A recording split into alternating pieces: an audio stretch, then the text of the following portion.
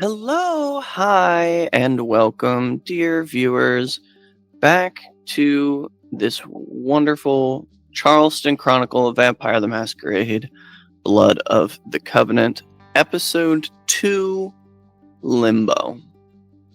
So let's start with introducing our limboing vampires. Let's start with Huddy. Hello, everyone. My name is Huddy, or Huddy von Schland. I'm a World of Darkness community ambassador, but tonight, I'm also a storyteller of things, but tonight I am playing Lark Stone, Clan Ministry. Indeed. Let's go on ahead and shift it over to the wonderful Gilbert Ramos. Hello, everyone. My name is Gilbert Ramos, aka at Ramos the Nomad everywhere on the social media. I am the CEO and founder of Rolling Nomads, and tonight I am playing Velasco Zavala Osario Lozano. Simisi. Perfect. And the wonderful Druid by Night. Hello, I'm Luna, or Druid by Night. You can find me at Druid by Night on all the social medias, including on Twitch, where I stream. You've probably seen me on the Rolling Nomads time or two, but tonight I will be playing Calliope Rose of Clan Tremere. And last but certainly not least, for our limboing vampires, my wonderful partner, Az. Hello, everyone. I'm Az, or as I was on the social media, because I think I'm funny.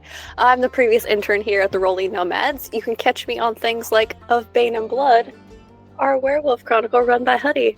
This is free advertisement. I'm kidding. Tonight I'll be playing Omen Bennett, Gangrel, baby. And of course, I will be playing everyone else. I'm Avery at Avery DuBois on all the social medias. I'm a partnerships manager over here on the Rolling Nomads.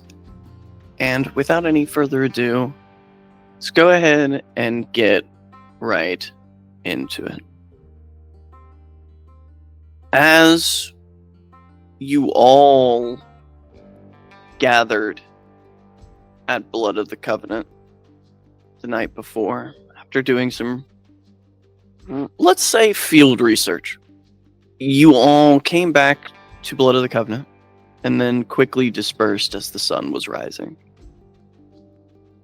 Being that we are starting the next night, rouse checks, baby, and any healing that may or may not need to be done. I'm at 2 hunger. Two hunger. Great. Success on the rouse check for waking, and then all failures for the rouse check for healing. I am at 4 hunger. Velasco at 4 hunger. Everyone else at 2. However, you all know, luckily, the place that you need to be shortly after sunrise from your investigation, or rather sunset.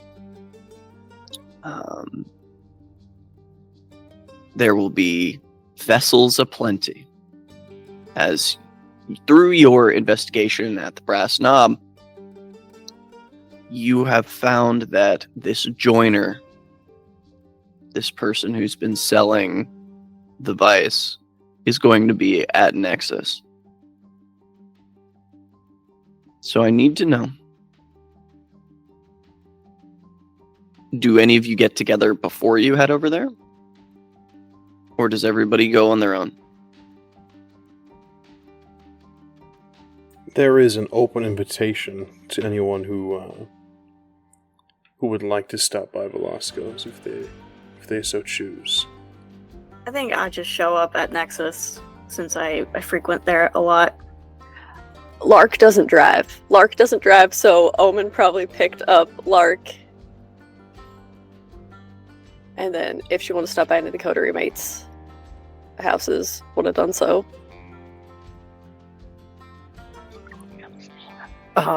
No, I think, well, I was going to say Lark would also just show up at Nexus, but you are correct. Lark doesn't drive. However, she is a ghoul who can drive her around, but yes, she probably would have just waited and expected Omen to pick her up. Sure. I will say early into the evening, probably as soon as the two of you get in a car together, Omen, you receive a text from a number you don't have saved in your phone. that is simply another phone number, a badger emoji, and a smiley face. Owen's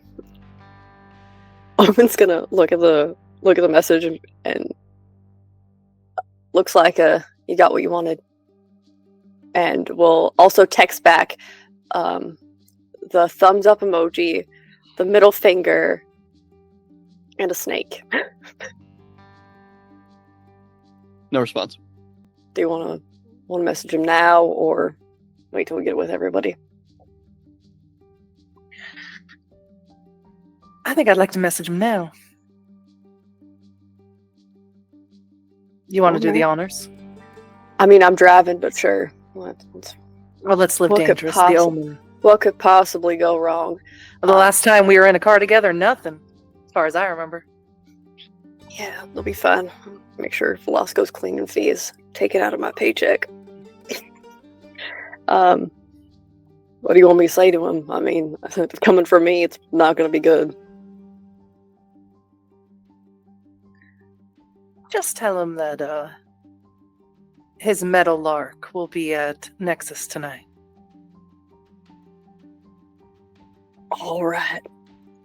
Entertaining the sheriff. That's going to be fine. That's going to be fine. So, Omen will text back that Lark's going to be at Nexus tonight.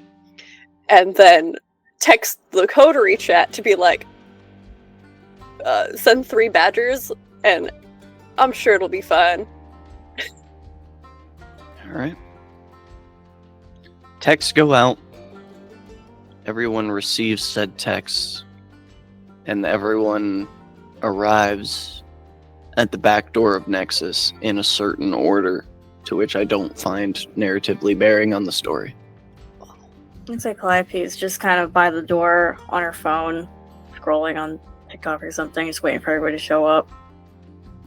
And as soon as the first car, whoever it is, shows up, she'll just put her phone down and just, "Hi! Good evening. How's it going? I'm excited!"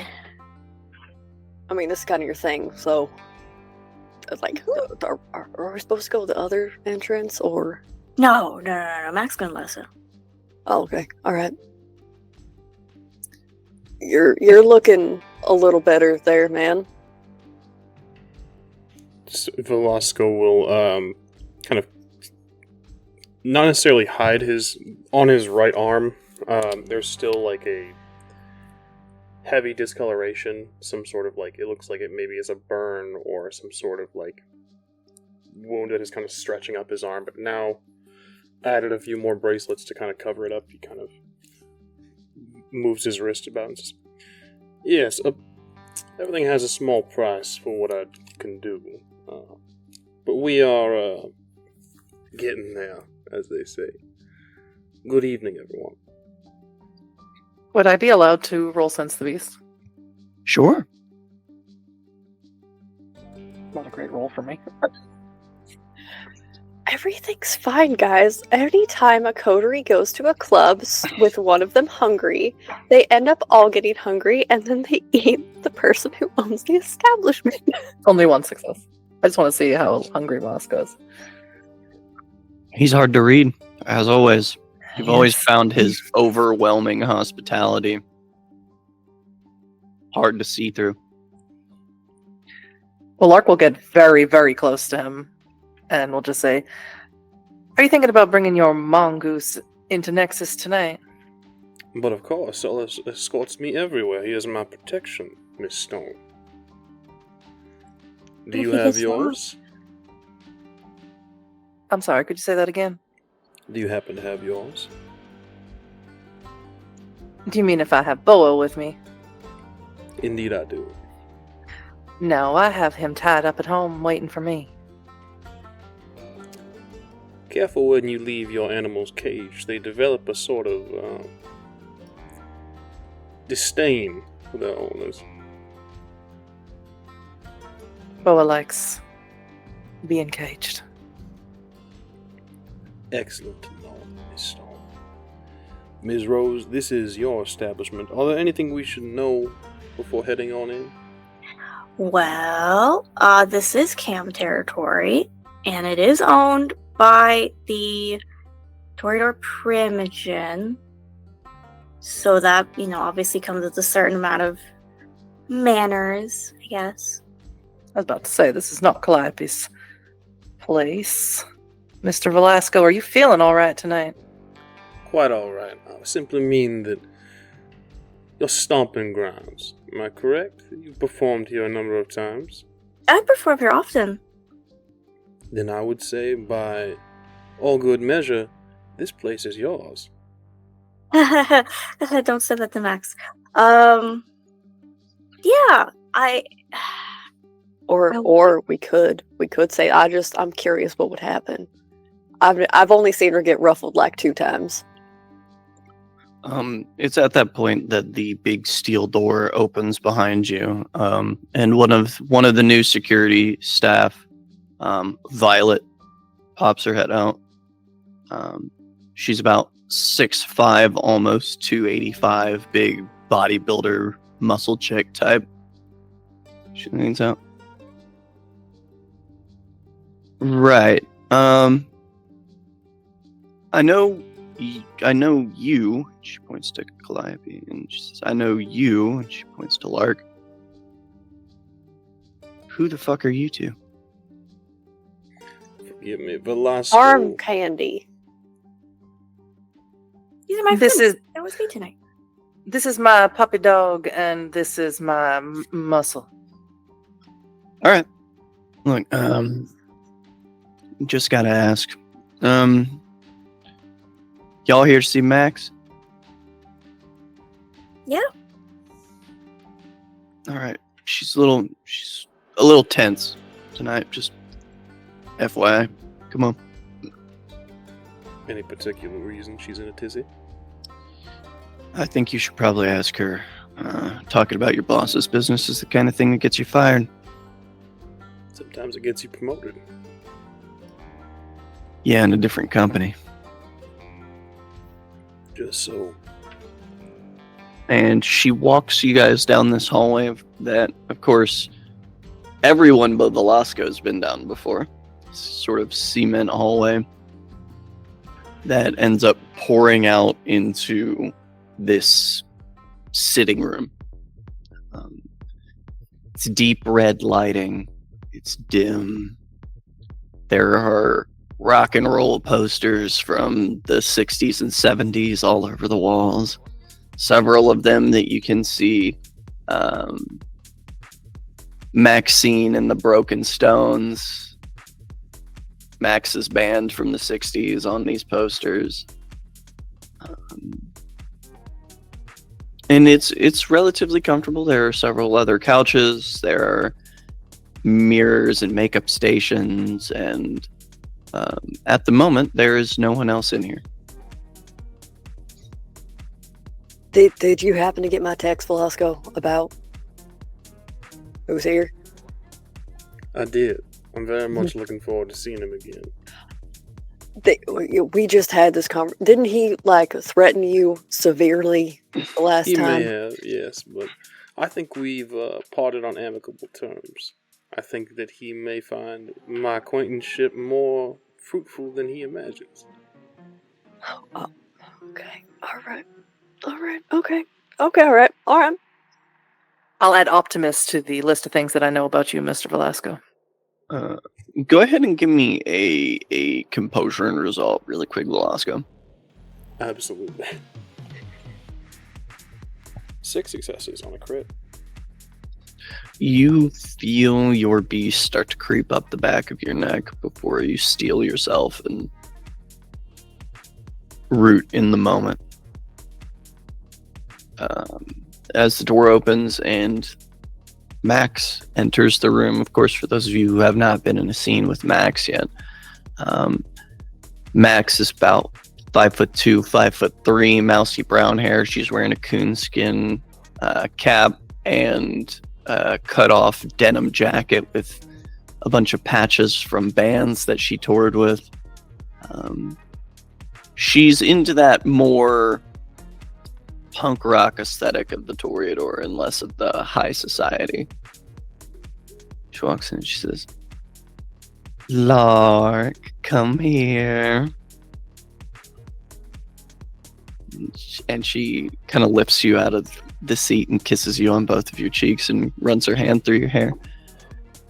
You doing all right? Well, if I wasn't, you'd know about it, wouldn't you, Auntie Max? I would. But I just wanted to hear it from your mouth. You eating? You hungry?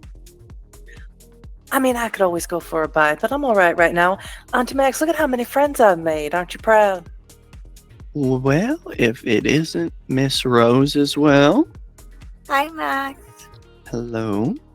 And I believe it was Puppy Dog last time we met. Do you have a real name yet, boy?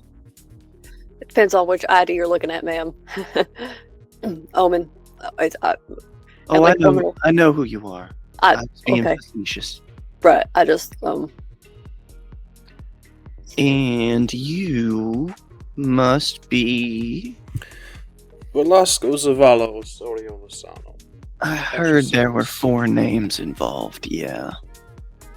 Each of them just as important as the next. But are they as important as the last? Almost always, depending on the situation. Well, it's good to see that my dear niece is making friends. Your Now, niece, you say? Hey, ain't nothing like the family stone. You don't see the family resemblance. I have a hard time prying my eyes away from you, Miss Stone. Everyone else in the room seems to dim in comparison. Don't say that out loud, not in front of Auntie Max. Well, you see what he did there, sweetheart. He's trying to pit us against each other. He just said Miss Stone, and that could be either of us. It's true. You've been Miss Stone for a while now, haven't you? Well, God save a dowager. What are you here for, children? So, remember what happened a couple years ago when I got a little fucked up? Yeah, I do. Well, that's more people are experiencing that, so we're investigating it. And our investigations led us here. Again. To my club. Unfortunately, yeah. Seems like someone's wheeling and dealing in your club, Auntie Max, under your nose. At least I hope it's under your nose. Well, there are many people who deal here. It's just... I'm currently unaware as to anyone peddling what it is you are here to investigate. To go by the name Joiner? Does that ring a bell? I don't ask a lot of names. That's fair. You could talk to one of my doormen. They might be able to help you out. Okay. Do we have your permission to spend as much time as we need to in our search? Well, there's a few things that you should know. I do have some guests tonight. Some guests from the tower. One of them should be the sheriff. Yes. Badger has sought my counsel, let us say, on, what was it? A group of anarchs plunging deep into Elk City? I wonder what that could be about. Haven't the Almost foggiest. certainly. Well, if I were to maybe, I don't know, understand the purpose of why these anarchs were to be delving into Camarilla territory, I might be able to reach a more equitable arrangement with the sheriff on such notion. Like if the Camarilla itself was being affected by this so-called drug, and maybe a bunch of people were dying and causing mass breaches, it seems like that'd be something they'd be interested in stopping. But what do I know? I'm just here. Allegedly. Sure, allegedly. No face, no case, and all that. But the Well, evidence we've seen of what the drug does, well, there's no face. There's no face left, so. and And you know that Mr. Coulter, he's something with a cover-up. He's got all the unions in Charleston in his pocket. Mr. Coulter. Oh, yes. Well, I call him Hank because we're just business associates, but... Yeah, he's something else, I tell you.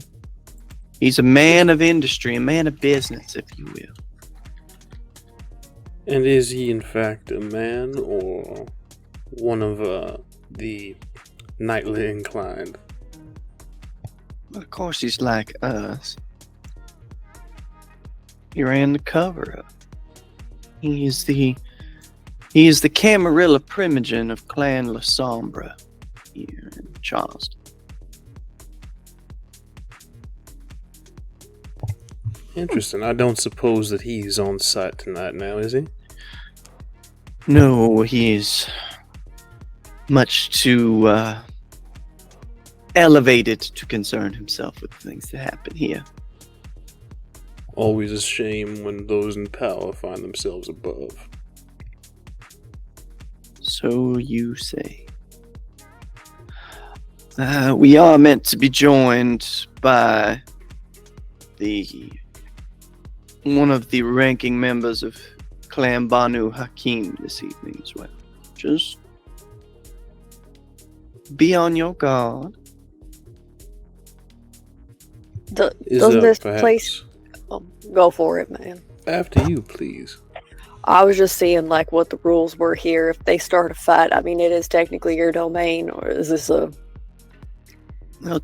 safe zone? Or by all technicalities, I should have killed you all when you showed up at my door, but as I've developed such a beautiful and wonderful relationship with my family and my business colleagues, I find that would be horrible for my numbers. Mm-hmm. And so with this familiarity that you find, can we count ourselves among your honored guests? That is where it gets just a little trickier. I will take no action against you here. My guests are subject to their own whim. Though, this being my domain, they would need to check it to me first, and if I have no good reason to deny their request for, shall we say, vitriol, then I find myself outmaneuvered. I'll be sure to grant you every reason to warrant your protection to us, madam. Good luck. Now, Calliope, you did bring up that little mishap we had a few years back, and I've had somebody working on some of the blood that I took from your... What was his name? Tyler? Oh, yeah, Tyler. It seems the effects of this drug metabolize in the blood after 7 days. Okay. It also seems that through other samples I may or may not have collected, there are 2 methods of ingestion for this substance. Seems that there are mortals who have been taking this in a pill-based form, a sort of lacing of our food, if you will. There is also, as it has come to my attention, a form of this drug that cuts out the middleman. It is injection directly into our bloodstream. How'd you find that out? Well, a cover-up can't be airtight, can it?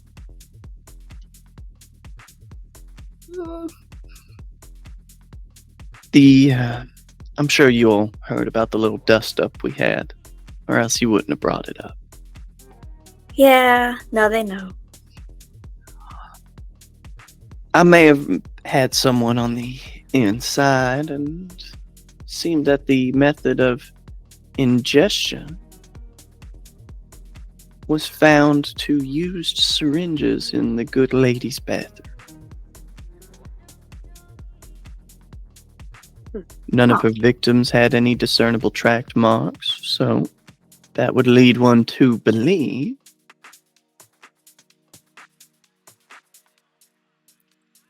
Yeah, no, that makes sense. I must admit, it is an interesting concept. Yeah. Interesting experience, too. It's a word for it, anyway. Look, concept versus what actually happens is two totally separate things.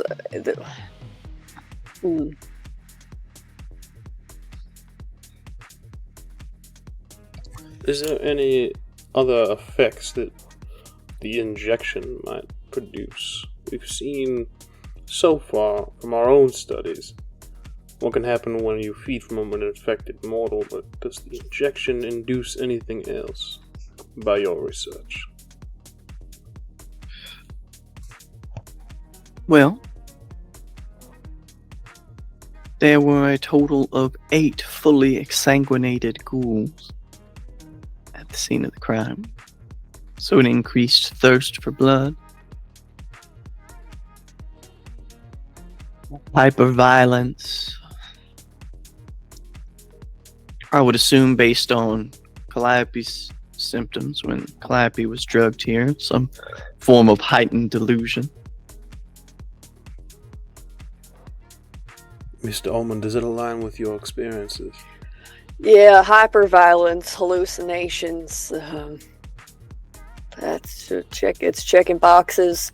I'm gonna be real honest, ma'am. I don't know what you meant by 7 days. That's how long it stays in the blood, or Yes, its effects slowly diminishing over the course of those 7 days. okay, yeah, that's a problem. That'd be a thing. Coming to you talking about how maybe your herd might be tainted with. That'd be a reason to keep us around. And yet, Aliens work for an Anarch Baron. So you see what bits of, shall we say, treacherous ground we're treading. Yeah, no one likes a crossover that isn't done well. Anyway, So, what I would like for you all to do is conduct your business in a quiet and concise manner.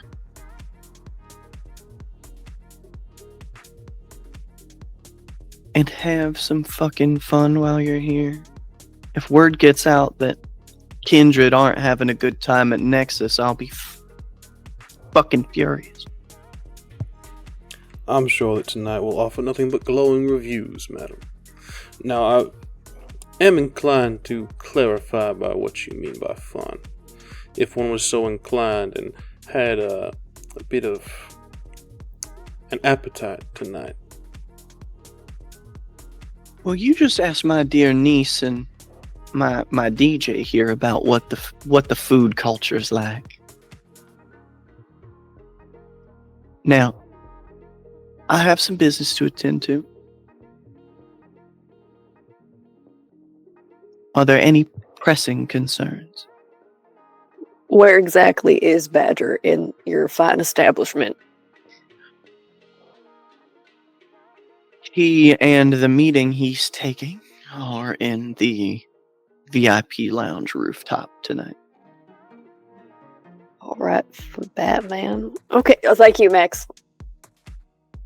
Oh no, I So- specifically told him no bats tonight. He's always got them damn bats coming around, and I don't want them fucking bats in my club. I hate them things. They're rats with wings. I will adjust my hair to cover some of this a little more properly. Auntie Max, you can have Yes. one of the entertainment rooms left open for me. case I find someone that I feel like playing with. Well, of course. I always got a room open for you. Thank you. Wonderful. No other pressing comments, concerns, vile allegations, maybe? Your hospitality is noted and appreciated, madam. We will be nothing but cordial, courteous, and discreet guests. Of that I can assure you. You know, it's really funny. I got off the phone with one of Lark's cousins the other day, and he said to me something that I will repeat to you in a gesture of goodwill.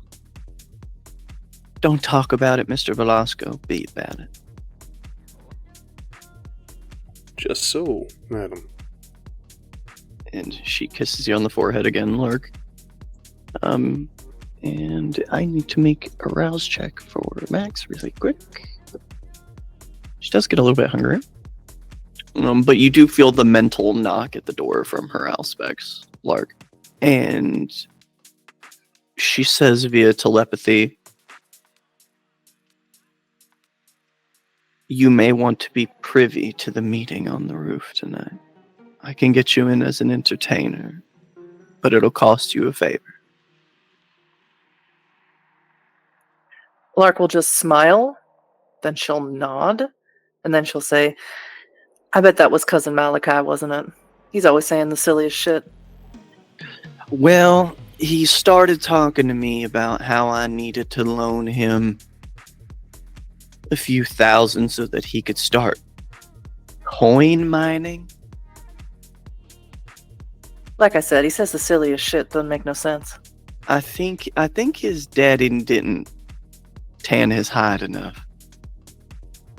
Well, like most of our daddies, done ran off or died, one or the other, so it doesn't really matter, does it? Well, that's why Auntie Max is around. You know that. I'm a better daddy than you'll ever have. She looks very serious. We'll turn to the coterie. I think that we should definitely get a look at the city from up above at some point tonight. But also, Calliope, I need to speak with you. Okay. Max departs the room and you have the room to speak. Would you like some privacy, Miss Storm? Rarely, if ever, Mr. Velasco. Calliope, you better find Sarah tonight and get rid of her. Oh, okay. Yeah, I could do that. If you don't, I will absolutely have no issue pointing the finger at you when Janky comes knocking and asking about who's been feeding on his sister. No, you're right. Wouldn't want to upset Janky. It's real hard. I would like to see it happen at least once in my own life. I'm throwing that out there. I've never seen that man have a bad day. The question becomes what I am going to tell him about who's been feeding on Sarah. Now, Miss Stone. That sounds very much like a threat, and as for your daddy's decree, we are a coterie, and I don't think threats belong in such a close-knit environment. Don't you agree? I ain't threatening nobody. However, I think someone here has abilities to mess with the mind. I certainly don't. Something like that. So, if perhaps you would give Sarah a different version of events, then you could point Janky at someone else. Sure. Easy enough. Figure it out.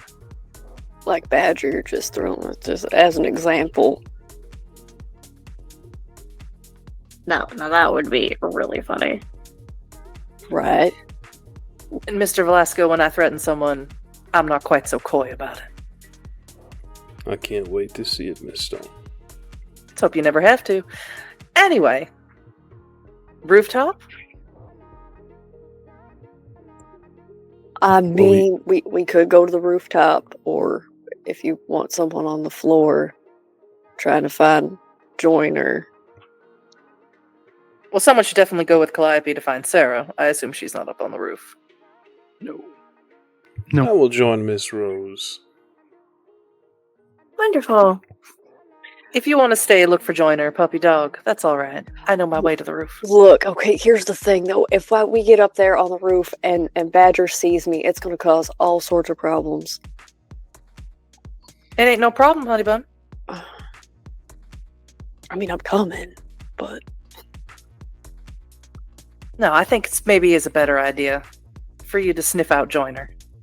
Use that nose of yours. all right, I'll go find Joiner. If you need help with the whole thing, let me know. Clappy. Appreciate it. Now, Mr. Ullman, I did give my word that we would be calm, courteous, and discreet. You sure you don't need an escort tonight? I'm gonna keep my fangs to myself. Thank you. I will hold you to it. Well, okay, I need to make a caveat on that. I will keep my fangs to myself as long as no one else starts anything. Be sure to use our communication network if need be. I got your number. I ain't afraid to use it. It's at this point you all hear muffled cheering from down the hall that Max went down. So it seems the set changed, the DJ changed, they're bringing out someone else. Very briefly, all of the intoxicating smells of adrenaline up horny human beings hits your nose.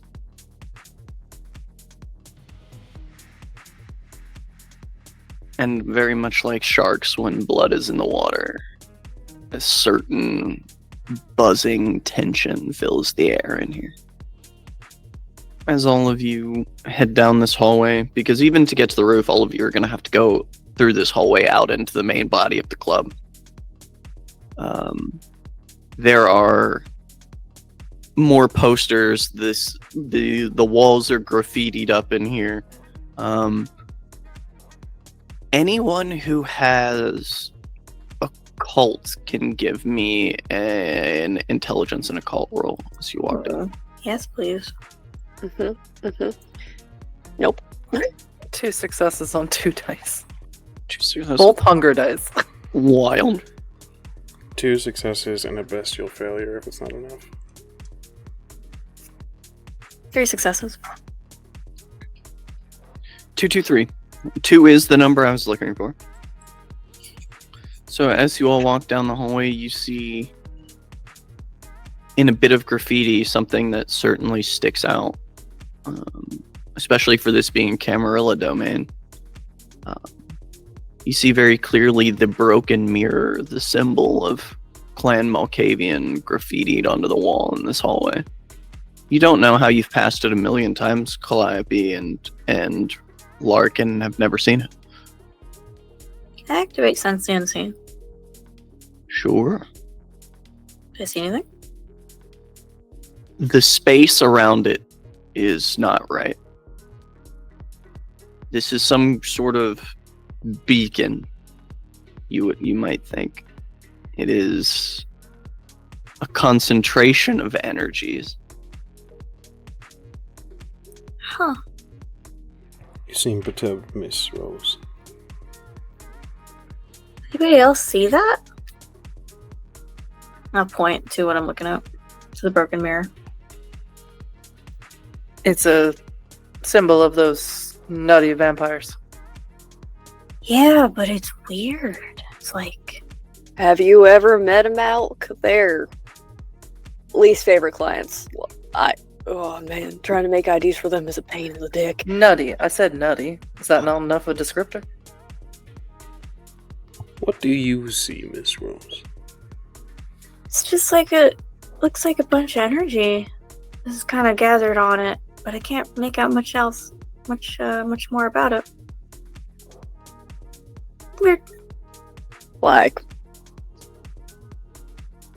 magic or whatever it is you do. Does it look like blood magic in any way? No. No, it looks like a... You got 3 successes? It looks like some sort of Auspex related effect. Can I add my dot of aspects to that roll? No. Okay, no problem. Okay, I don't know. Just based on what I know, kind of looks like aspects, not magic. Do you think perhaps someone is keeping an eye on this hallway? Oh, there's an idea. Indeed.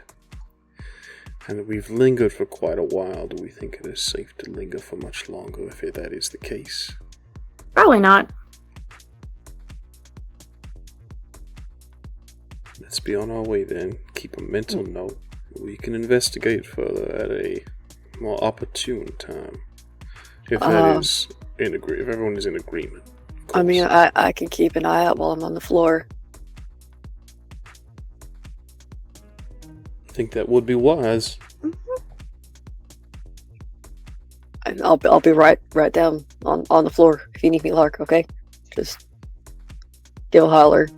Things go sideways. I'll whistle for you. And when I say when things go sideways, I don't mean in a manner things go wrong. If you get sideways, that's all on you. Anyway, Thank you. And just Omen. I'm just gonna keep walking. And as you exit the hallway out onto the dance floor, all of the lighting has been changed in here tonight. Instead of the usual deep purples and sort of pinks and violets, everything in here is red. Red on red on red. They even changed out the tiles on the dance floor. Red. Mm-hmm. This place is like standing inside of a ruby.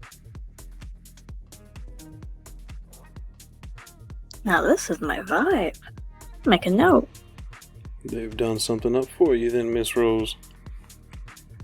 I don't know if it's for me, but it will be. That's the spirit right there. This place indeed is yours. Luckily, with the sound of the bass covering that remark up to prying ears, you are free to disseminate at this point.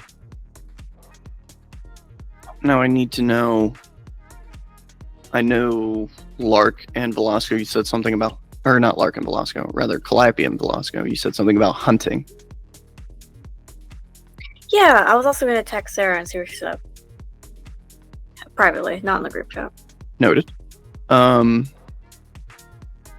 Lark, you're headed up to the roof. Do you plan on feeding before you get that far? No, I don't.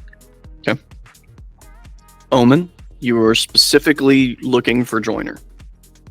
Mm-hmm. Do you plan on hunting as well? No. Omen. After Omen's experience, we're not taking anything unless we know the person. Sure. All right. So Then- if we happen to run into anybody that Omen knows that fits his feeding type, then maybe. But other than that, he's literally looking for Joiner to break this man. Great. Then we'll go ahead and start with Calliope and Velasco. Calliope, as you text Sarah, what do you say to her exactly? Say, hey, where are you at tonight? She texts back, at the library, huge folklore test tomorrow. Okay. I'll text her, I want you to listen. I've been concerned about your studies. I need you to focus on them for a while.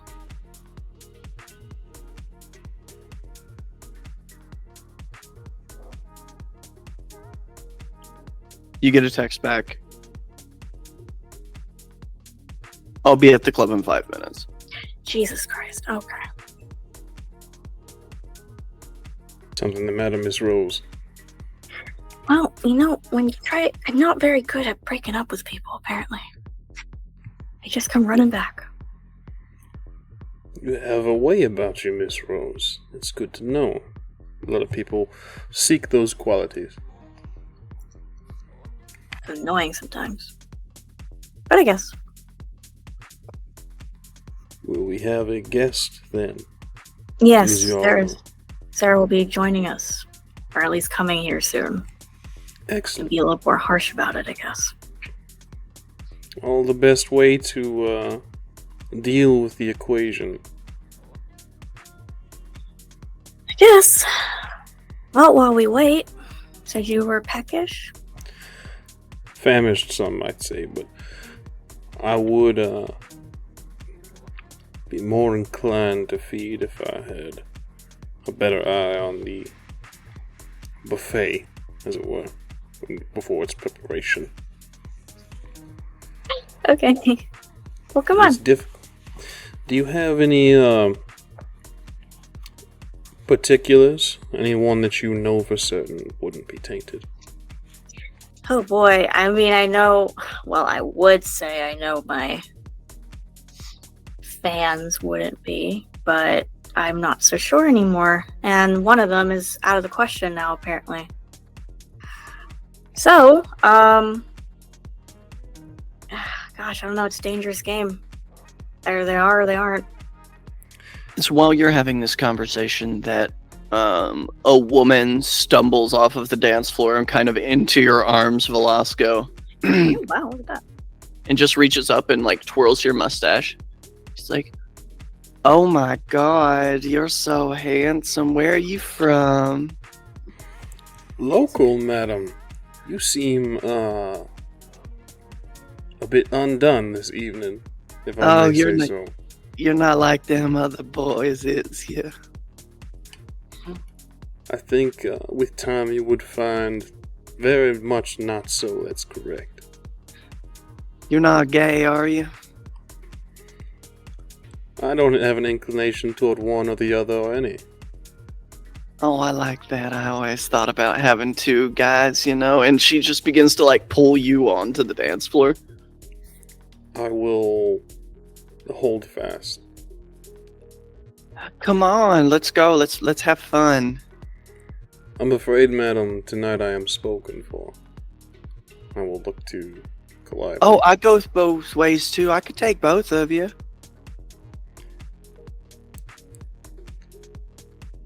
Ms. Rose? Oh, I don't know. And Come she now. kind of snakes a hand out and it kind of wraps around the back of your neck and she gently like drums the pads of her fingers and the nape of your neck. She says, "Don't worry, sweetie. I've seen you up there. I know who you are. I can take good care of you." Don't tell me the musician doesn't dance. Oh, the musician dances. Let's go. Well, take me dancing then. I'll take her hand and kind of put it on my hip and set my hand on her hand and start walking. She kind of backs the both of you into this dance floor. As strange as it is, Dex and athletics, please. I actually have points in that now for this game. That's crazy. Crazy. We learned what happens when we don't have athletics. 4 successes on 4 dice. 4 successes on 4 dice. Love to see it. 4 successes. 4 successes. Now, also being that you're at 4 hunger, I am going to need a composure and resolve from you as well, Velasco. 3 successes. You just got pulled into a swarm of sweating, young, virile bodies. Your hunger is heightened. The beast crawls up the back of your neck. Feed me, boy. Now we've had this discussion. A please would do you well, manners, on the interior and exterior. Let's not forget who we are. I want that one. Give me that one. I want to eat that one. I will not say it again. Your manners. You're never any fun. So it recedes and you find yourself. Let me preface. Your current dance partner does not look uncomfortable, but you have tightened your grip around her waist so that you can see that your nails are starting to puncture the clothing. But she doesn't look too upset. During our dance,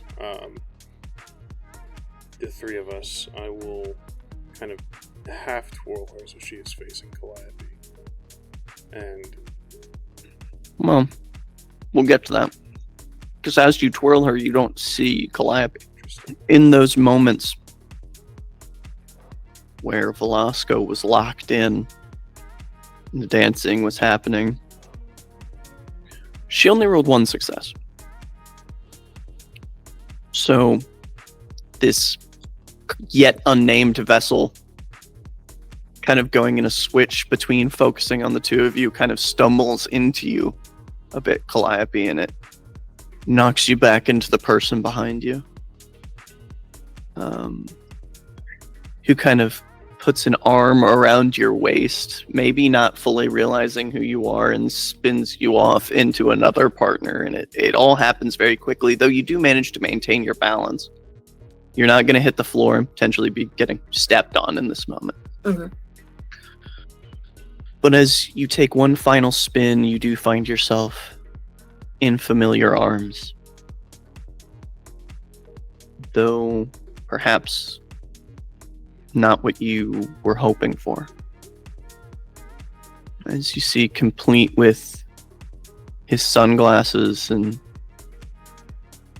now just the slightest indication of pink up the jaw and onto his ear, and a slight deformation of his ear. You see Dr. Aaron Moody of Clan Tremere. Oh. And he just looks directly in your eyes. He says, "Don't make a scene. It wouldn't do any of us any good. Just dance." She'll just shrug and dance. So what, you thought you just killed all of us? Was that it? Can I roll insight on him just real quick? Sure. Yeah. Is there anything in particular you're looking for? I want to see. Well, I want to try to see like what he wants to get out of this conversation, and then I want to dig a little deeper if I roll high enough. Sure. Yeah. Give me a roll. Okay. 4 successes. 4 successes. So let's start with, what does he want from this conversation? He's sizing you up. Mhm. He's trying to get a bearing of you. And he's looking for weak spots. Oh. Okay. Now, as far as wanting to dig deeper, 4 successes is enough to dig a little bit deeper. What are you looking for here? As we dance and talk, I'd like to find his own weaknesses, perhaps insecurities or fears. Oh. Okay. Here's what I can give you.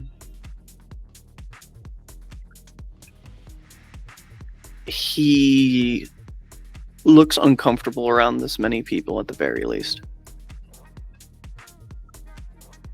And I think from your previous experience with Dr. Moody,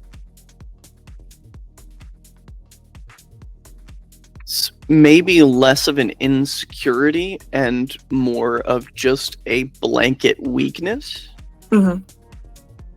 He thinks way too much of himself. He's dripping arrogance. So any way that you can turn that against him, you think would be very effective. Yeah. Okay. So after he says that, she actually just kind of almost pretends she doesn't hear it as she tries to gather this information. And then she'll just say, "Never thought I'd see you have any fun, Doctor." And I didn't think you would end up anarch trash, but here we are. I may be trash, but you were almost enders, so what does that say?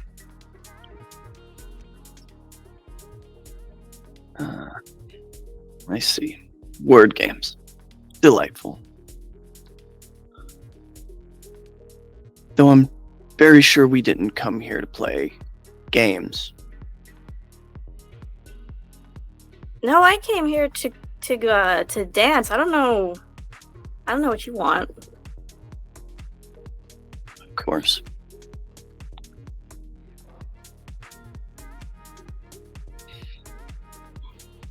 Rhododendron. She's still alive. Not that you'd tell me. It's a stupid question. Oh, you're smart, Doctor. You can figure that out on your own.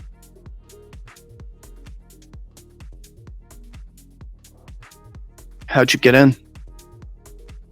I mean, I heard you were performing here, but the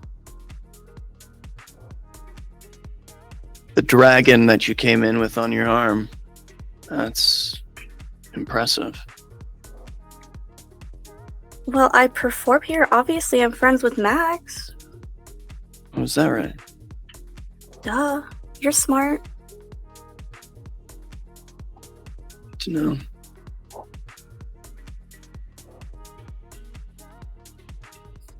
How'd you convince the dragon to get over this ancient blood feud? Or does he even know about it? I mean, fuck, we are in the middle of nowhere. This place has no fucking culture. Ancient blood feud? What are you, stuck in the Dark Ages? Come on. We have a long and storied history. And where did that get you? Not much farther than it got you, it seems. But further, nonetheless. I mean, if further is again almost burning away, then sure. Almost only counts with horseshoes and hand grenades. Oh, now we're waxing poetic. Okay. What do you want? Really? Well, I had to see you for myself, first of all. Full-blown fangs. That makes sense. I guess Rhododendron finally needed something with actual substance to blame her problems on. She'll kind of grit her teeth for a moment. Before retorting with, and yet Rhododendron never really paid you much attention, did she? No, because my bloodline, the least of my bloodline, outshines her hillbilly ass in every single way. You would think that. I am the child of Maximilian Strauss. The child of... Yes, I know. No one cares. Are we in LA? I don't think so. Right. You know she only picked you as a joke, right? again, she didn't pick you at all. In fact, she picked you to, you know. Yeah. Well. Listen, I'm bored. You're boring. Tell me what you really need. I don't need you for anything. Listen, this was a waste of time. I see how you might think so.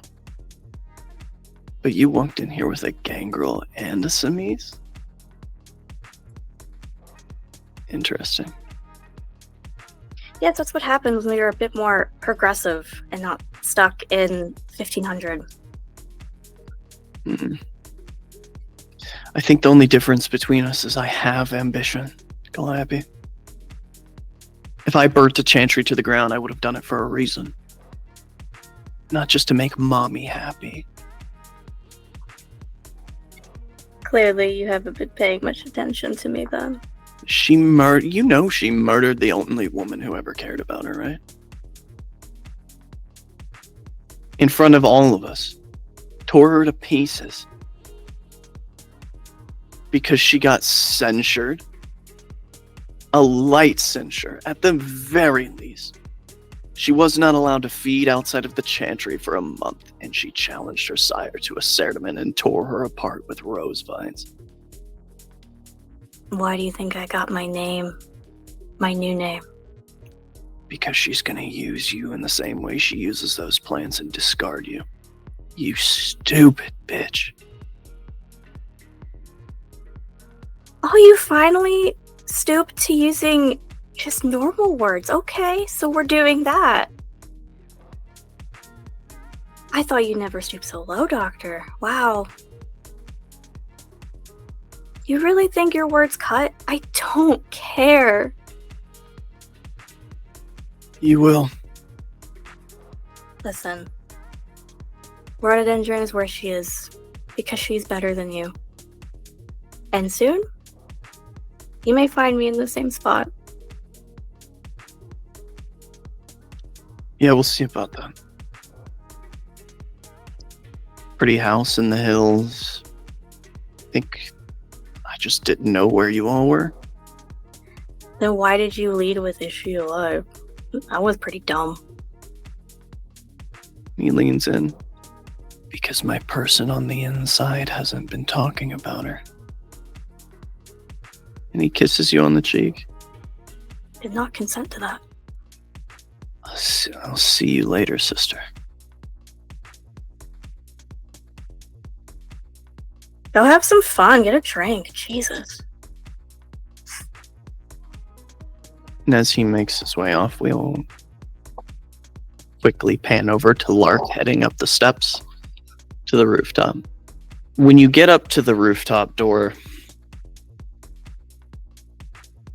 this whole rooftop kind of setup are these trellises around with all of these different plants. And then there is a safety bulletproof glass, almost Pope Mobile style chamber in the center where there is a key card slip door where there is a man standing at the door. You don't know this man at the door. You've never seen this one. On the way up to the roof, Lark would have looked out for Max to give her some sort of indication of like how she would get her up into the secret meeting. Max just nods, kind of gives you the dismissive hand, like she's got it handled. Mm-hmm.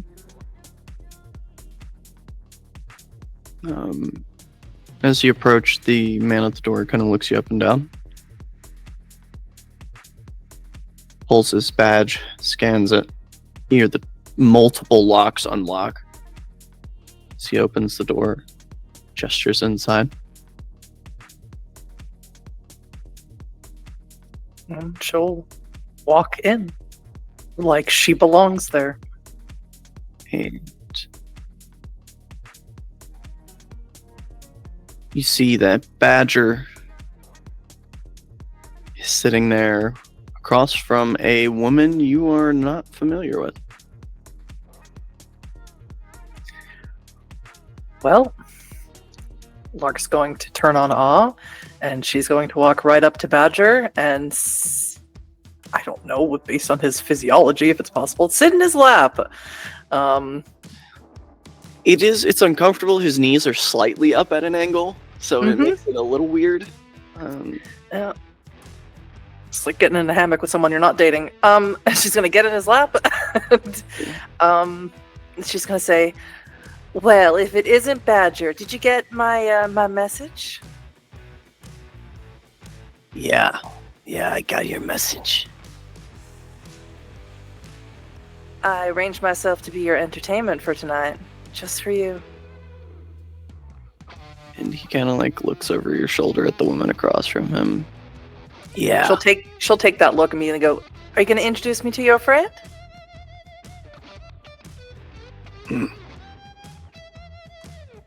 Yes. My prince, this is Lark Stone. Without getting up from his lap, Lark will just reach across the aisle, hold out a hand. "Well, if it isn't the infamous Mariana Jessup, I have heard so much about you." She just kind of turns her head. I'm not going to touch your hand, but I appreciate it. "It's your loss." And she'll sort of scooch back over, throw both hands around Badger. She kind of leans back. I think you misunderstood me. I'll touch you when I want to. Even better.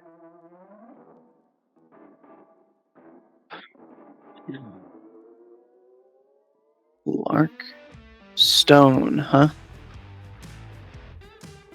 That's what my mama called me. Any relation to Maxine?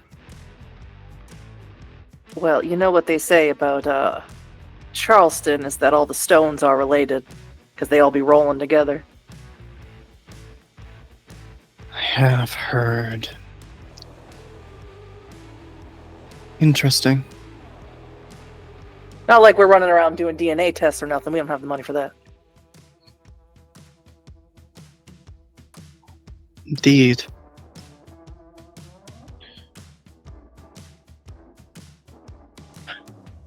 Badger, I assume she's here for some reason. And Badger nods. Said, you know how Max is with entertainment. We have to be stimulated.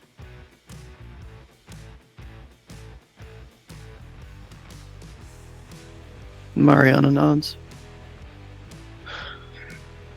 Fine. We came here to discuss events that cannot be discussed in the presence of an outsider, so I'm not quite sure what we're doing here anymore, Badger.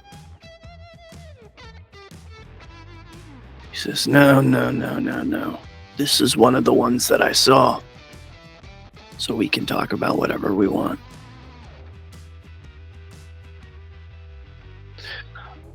I'm not quite as worried about this one. She's pretty harmless when it comes down to it, ain't you, Toots? That's me. I'm just here to have a good time for as long as possible. Yeah. She knows when to toe the line. My prince. I know that for sure.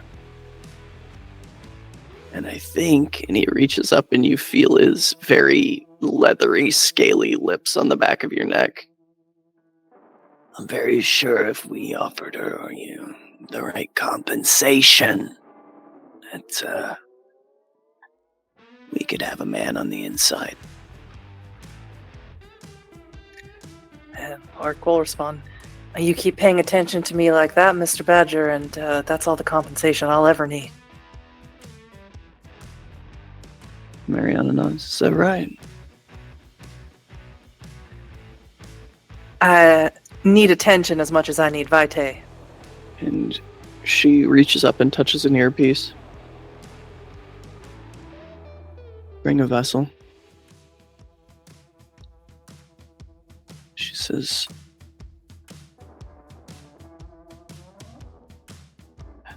"Do what you came to do, Miss Stone.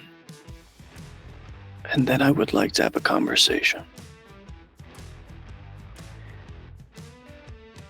She'll turn back to Badger. You want me to do it right here, baby, or do you want to do it somewhere private?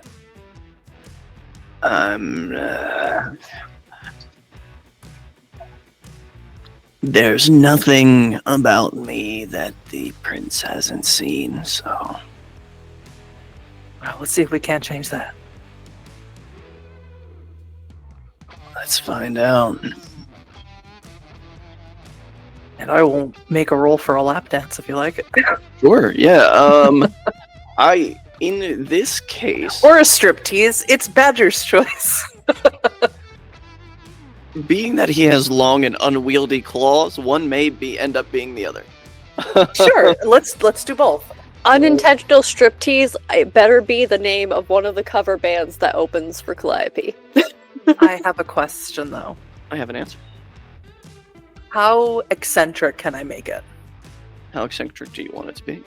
I would like to down a vial of Cling of the Insect. I will make a roll for that if you'd like me to, so that I can also like climb on the trellis and strip and such. No, go for it. That's Like- perfect. I want Mariana Jessup. I've never seen anything like this. I'm sure she has. She's been around like 200 years. Something like that. Yeah. Okay. I like the way you so- said that. Hang on. Whoa, my screen disappeared for a second. So what rolls would you like me to make? Like me to make one for Cling of the Insect? I will for Cling of the Insect. I feel like that's something you've prepared prior, so I don't feel a need for a roll for that. I will just let you imbibe the substance. Okay, I still need to make a rouse check for it though. Yes, To imbibe it. this is true. Success, so still at 2 hunger. And then I will let you choose whether you would like to use charisma or dexterity for this athletics roll. Charisma. Charisma and athletics? Sure. Oh, that's rough. That's rough. I don't have any dots in athletics. Let's rouse. Since you're using your blood sorcery effect, I will allow you to add your blood sorcery pool as far as the amount of dots you have in the discipline to this roll. That's a lot of dots. I have blood sorcery. I will still rouse though. I get hungrier this time. I'm at 3 hunger.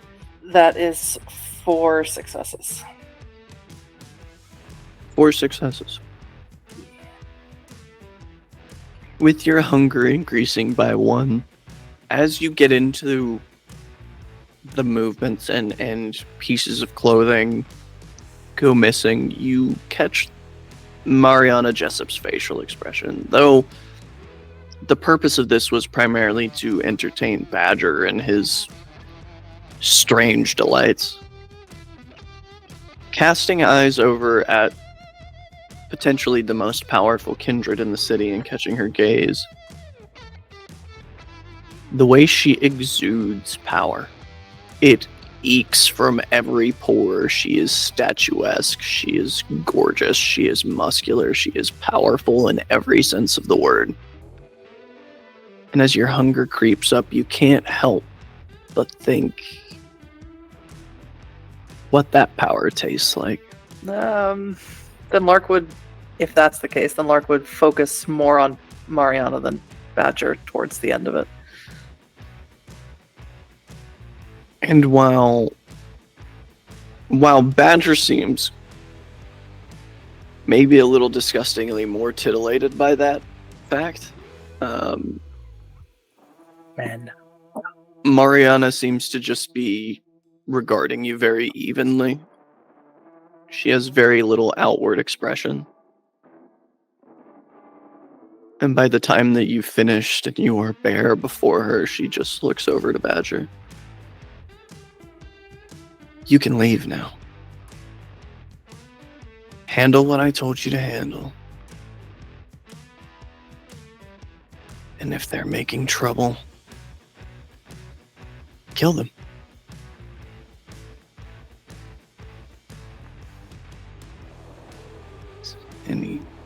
pushes himself up on those long, gnarly, 2 extra knuckled fingers. You got it. Thanks for the show, Toots. Oh, Lark will run over and kiss him and tell him, anytime you want a private show, you know how to find me. Yeah. I'll find you. And he vanishes before your eyes. The door opens, the door shuts, and you are alone with Mariana Jessup in this moment. Which is where we will very quickly pan over to Omen. So, Omen, you are moving around this club. Give me a wits and investigation. I'm gonna rouse the blood. Sure. I do not get hungrier. That is 3 successes and 2 skulls on the hunger die. That is bestial failure. Mm-hmm. Raise your hunger by 1. Okay. And you will fall under your compulsion. Okay.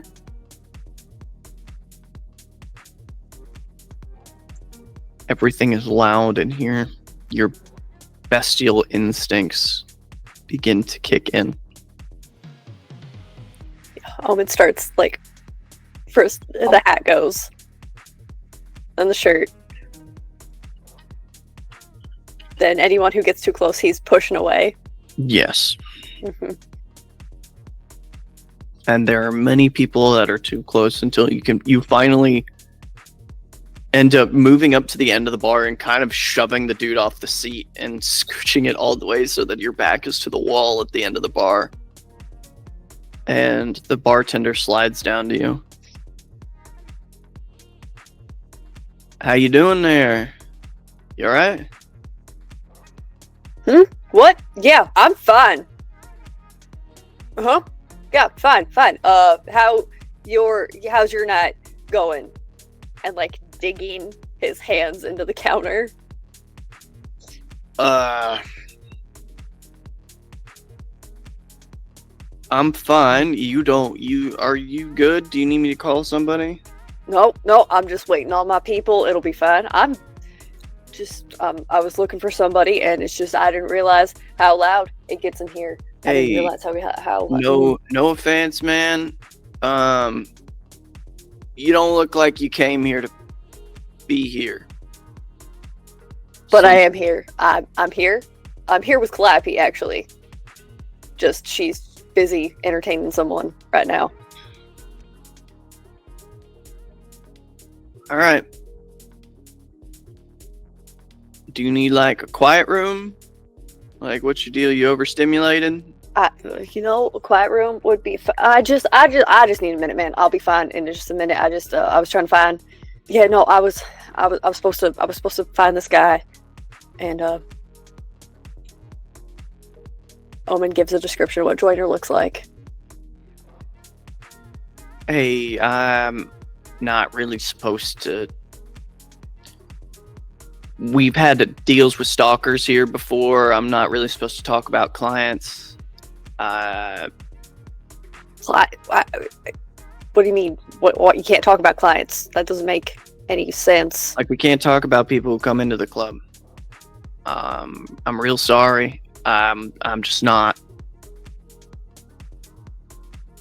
I'm sure you're here with Clappy. I'm sure Clappy's told you, there's people get crazy around famous.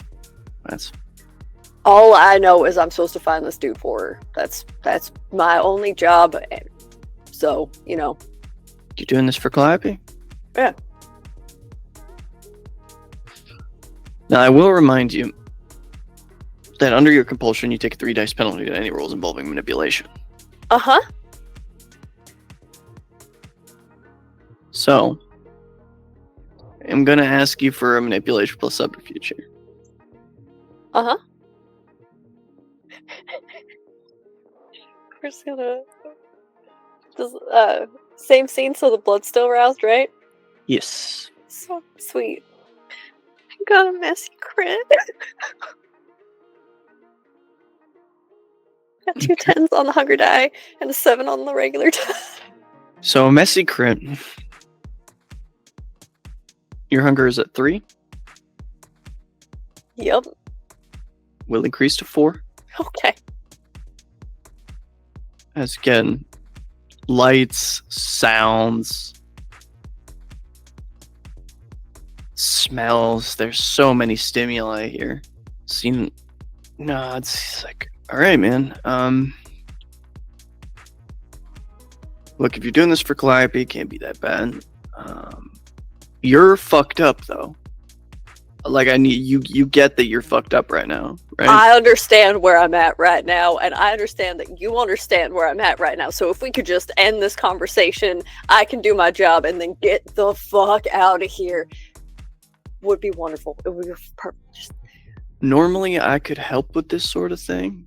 He kind of does a half-sided smile, and you see one of his fangs descend and come back. I can't really help on the clock. The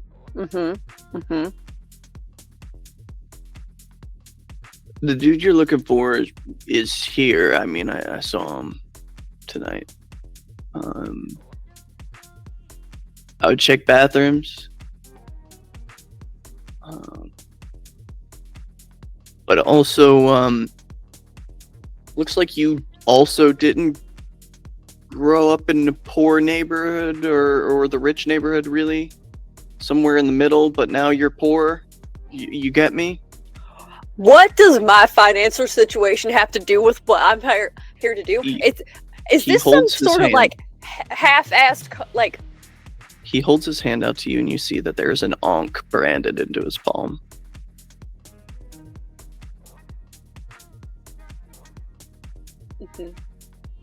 Like I said, I could usually help with this sort of thing, but I can't while I'm on the clock. And you should know that the guy you're looking for has an uncle in the rich neighborhood.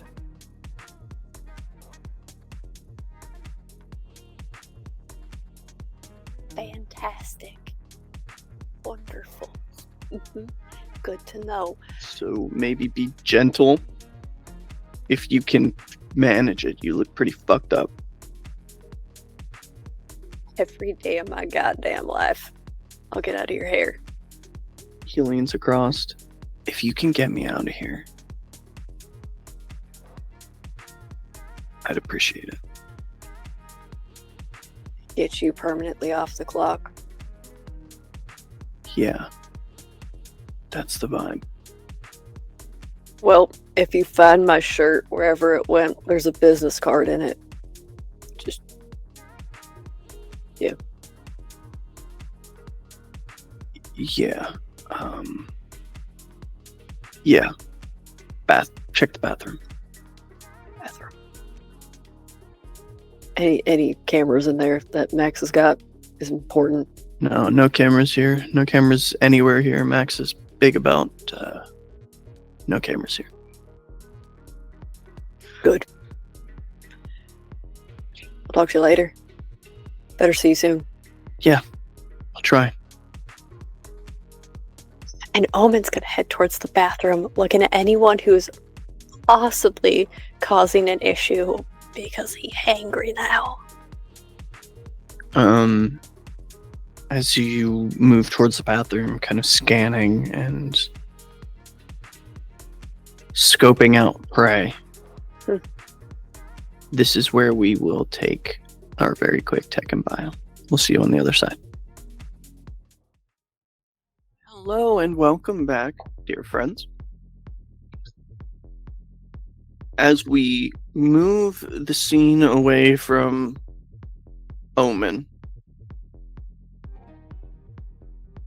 During our break, Omen, you said you were going to make a text. Yeah, because of Omen's fun little conviction, he's texting Velasco. I might be starting a scene unintentionally soon. Headed to the bathroom with a thumbs up. And as we move over to Velasco, Velasco, you are still dancing with the same partner. You still don't have eyes on Calliope. The hunger is rising. I need to know what the play is here. The moment I've spun this woman to face away from me and I realize that Calliope is not there, he would back up from her and begin to scan the crowd looking for Calliope. Okay. Wits awareness. Keeping in mind that should you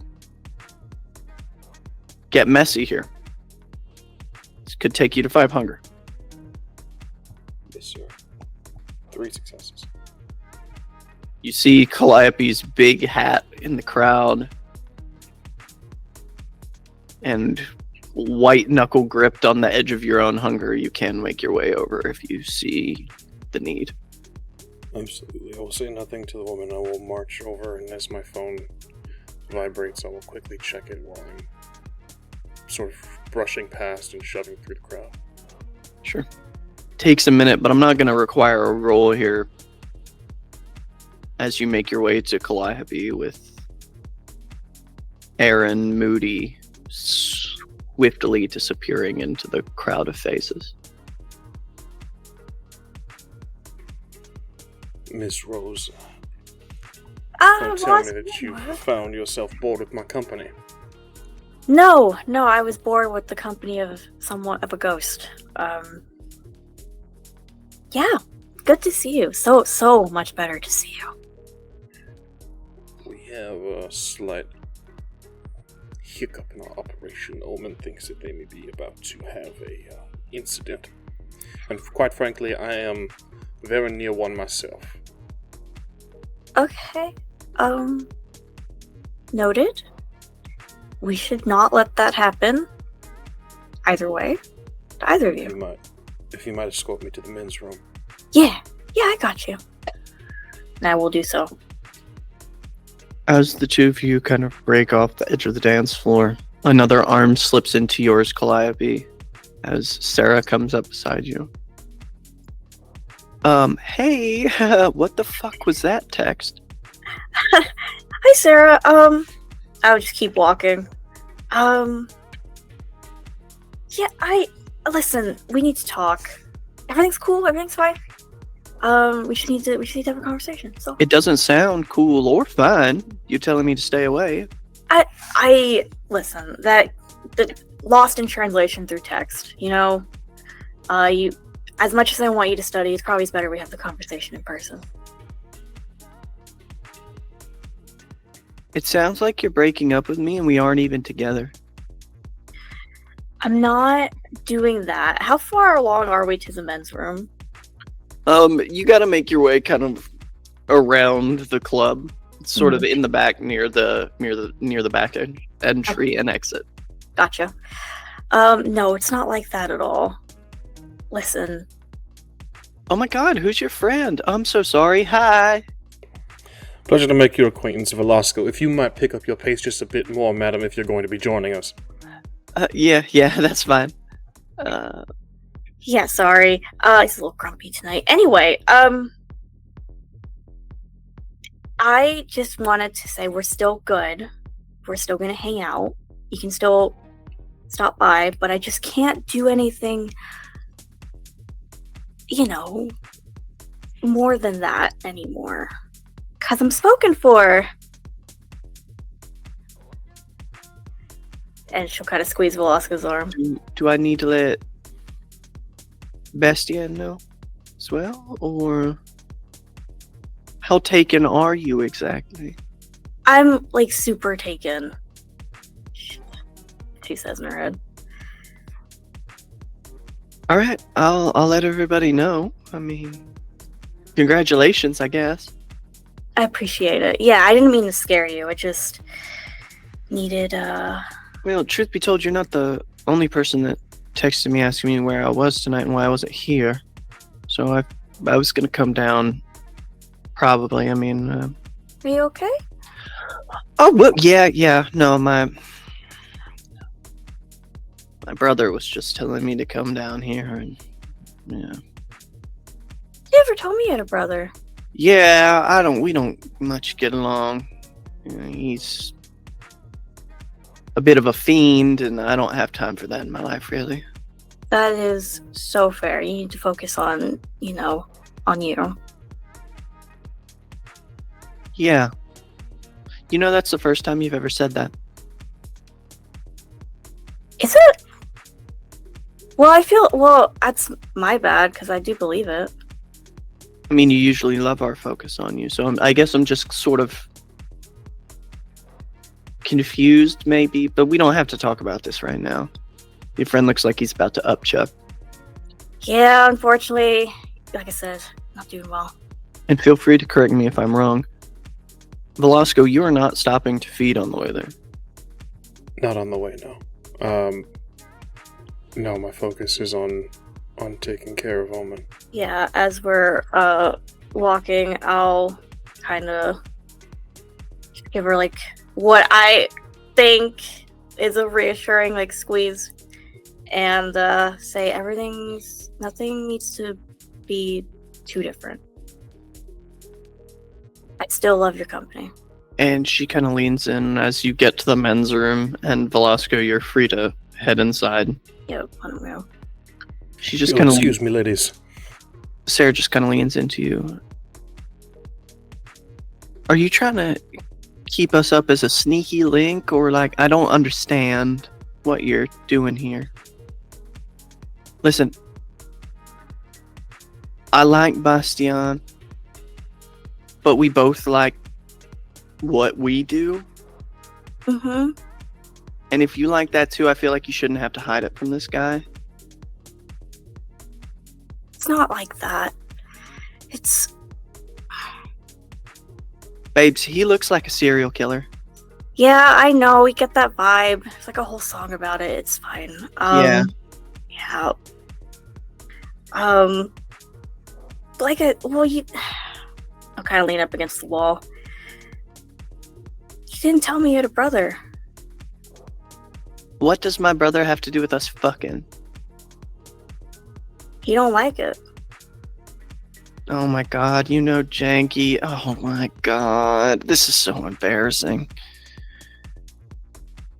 I'll talk to him. He don't have no say in who I fuck. You don't have to talk. You don't have to do that. It's No, fine. I'm gonna talk to him. This is getting out of hand. Just the other day, I caught him. Never mind. You can vent if you need to. He put his hands on Bastien. Really? Yeah, and it was not great. Yeah, no, that's not great. I only caught part of their conversation, but they were yelling and it was not good. Talking about kindred business or something. That's interesting. That's weird. It's weird. It doesn't have to be a big thing. I don't want to put you in the middle of anything. And I don't want my brother put in the middle of our sex life. So maybe we come to some kind of agreement here. Take her hand. You're a big girl.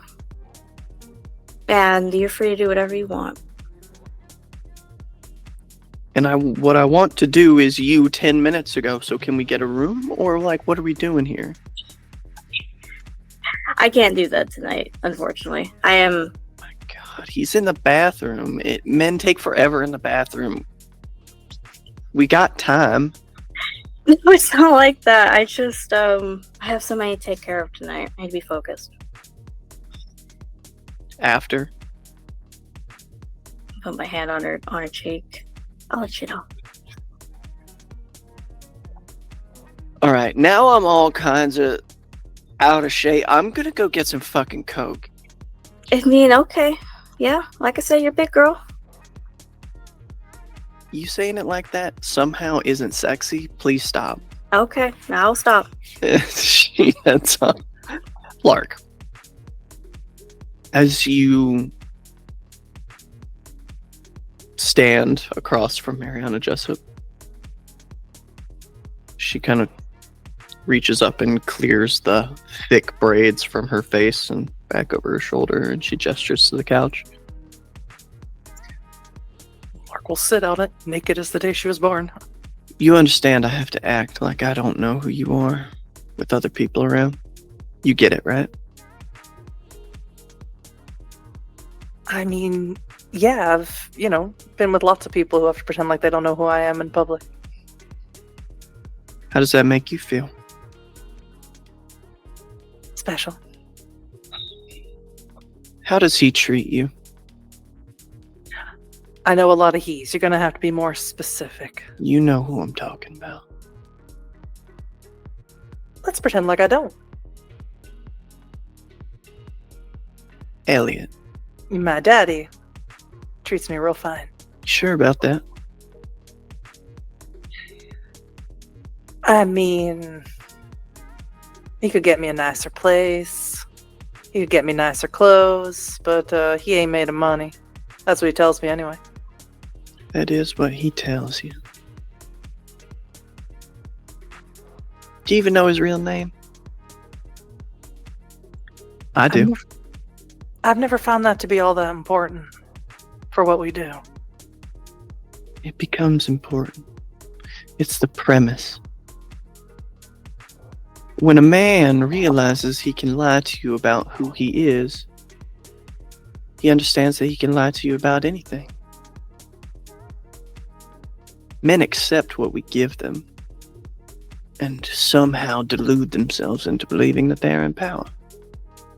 That's a lot of fancy words. Am I supposed to glean something from it?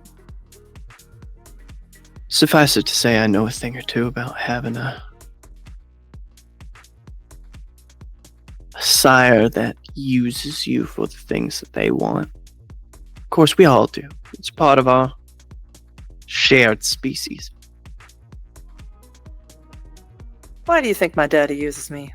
The stuff that he uses me for, I happen to like. I don't think you even really know what he uses you for.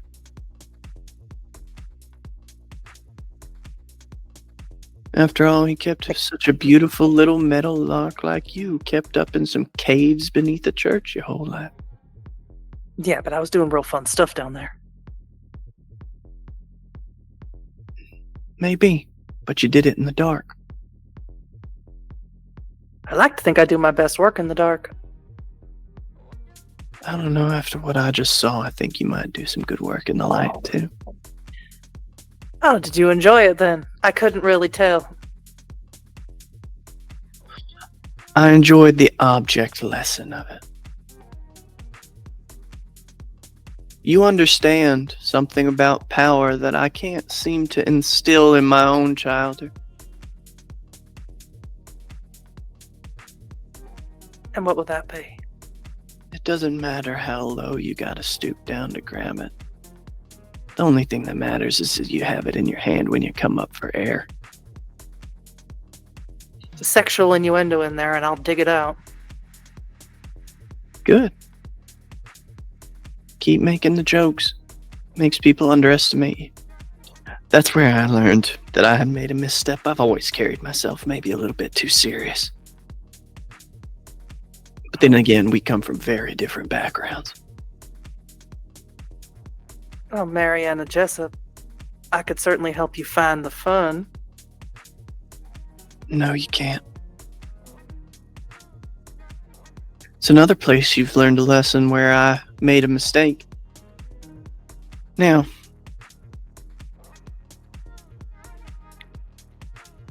I think we both know that Elliot thrives on keeping all of us in the dark. You know he and I work together, right? It hasn't come up.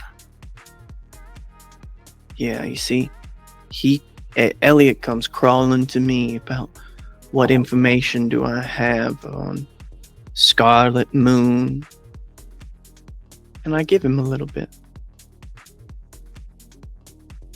And then here comes poor old Scarlet licking her wounds, coming to me asking, do I have any information on Elliot? And I give a little. Don't you understand?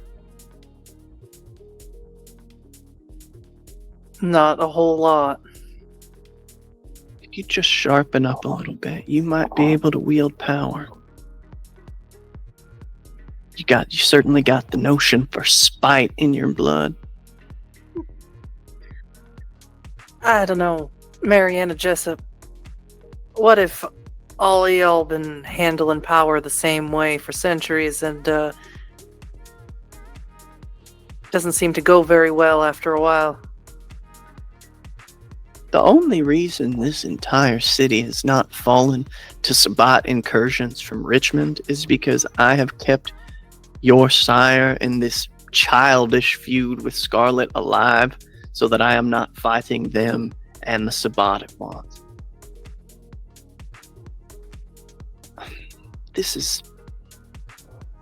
I almost feel as if this advice may be wasted. I'm hearing everything that you're saying, Mariana. My prince will do just fine. Unfortunately, as I'm not Camarilla, I don't know if I should call you that. Is it not sacrilegious? Nothing can be sacrilegious when neither of us have faith sitting here. Oh, insightful, ain't you? I'll call you my prince if that's what you like. How does it feel on your tongue? Just like any other moniker that I use with my playthings, but you're not my plaything, at least not yet.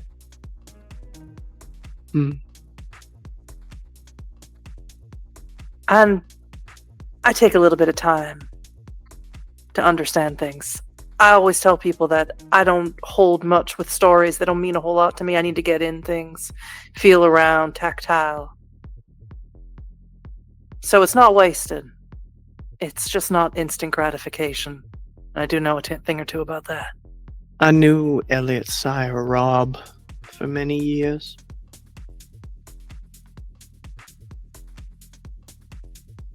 And I can tell you, if the dark that Harold Ezra Corland keeps you in is anything like the dark that Rob Duferd kept him in,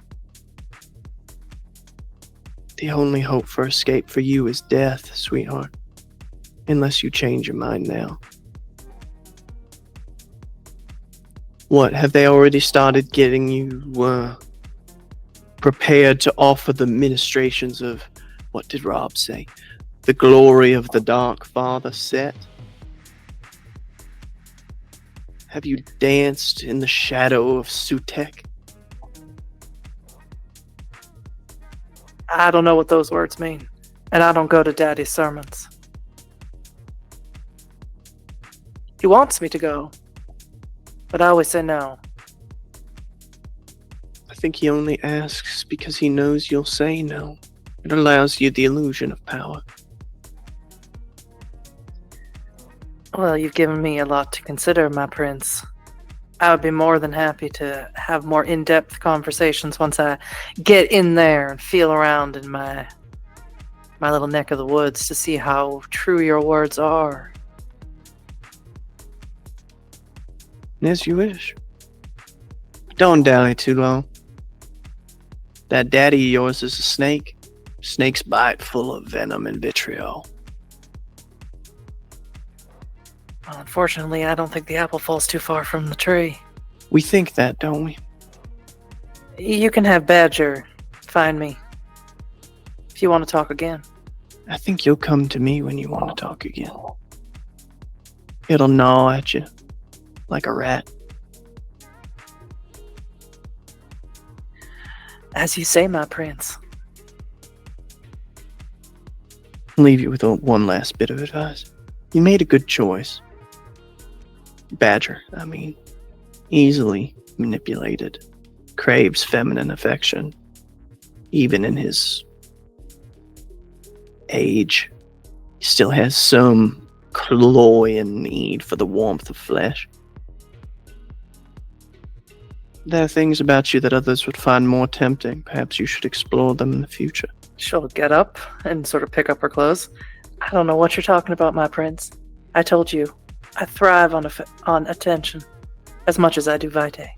I doubt it. Go on now. And she'll leave. As the camera will pan back into Omen as you come into the bathroom, you see that there's a man, probably early 30s, short, sandy blonde hair, white button-up shirt, black suspenders, leather pants, ankle-high boots, with a few people around him that seem to be handing him money, and he is handing them drugs.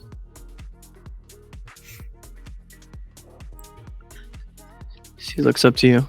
What's your poison? It depends on if you're who I'm looking for. Huh.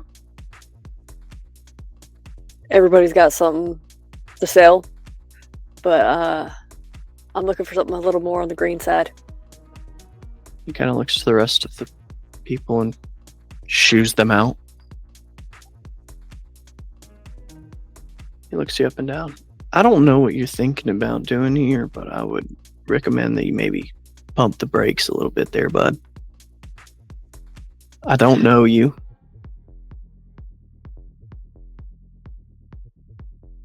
And people I don't know don't come asking for that. That's more than fair. Here's the thing, though. I can only pump the brakes so much. Are you joiner or not? Because otherwise, I got other places I need to be. Who told you about me? Well, yours is the only name on the street when it comes to vice. Well, that and cursing out everybody's name who's tried to use it. So.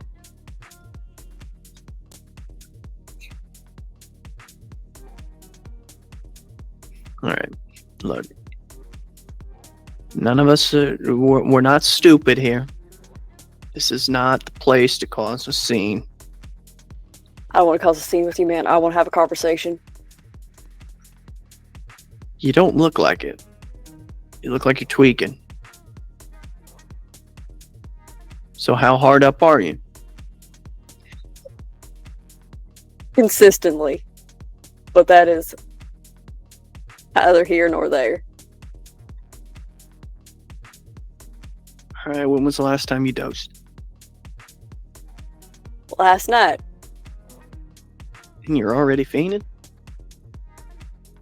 How long? I didn't come here to be judged, man. I'm just trying to figure out how much. It's not important. How much did you take? Too much. And it burned out real quick. Just to be clear. Your fangs, drop them. Let me see.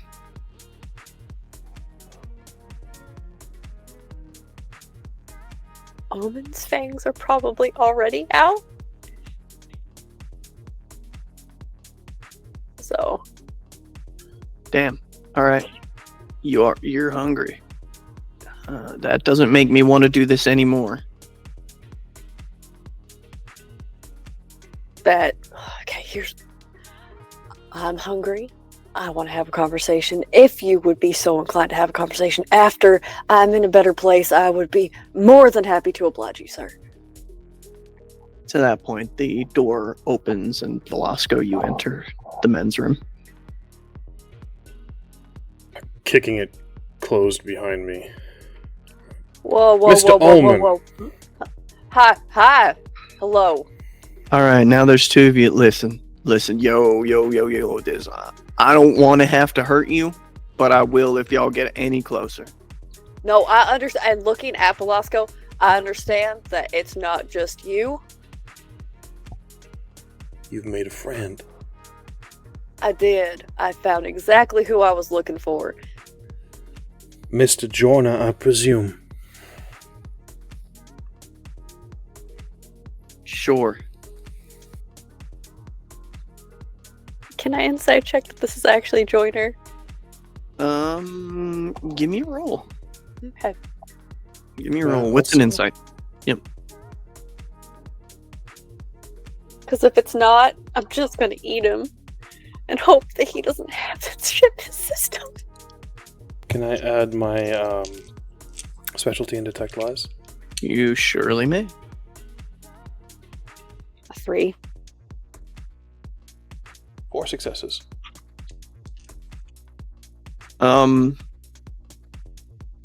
He's not telling the whole truth, but he does at the very least believe that you are here to talk to him, if that makes sense. I'm gonna need you to tell me your name, boy. You already called me Joyner, we can go with that. Ullman, your friend is less than cordial. Now, let's be real frank about this. I don't say we're friends. This is a business arrangement that has very little to do with me. Hey man, I'm gonna need y'all both to ratchet down a little.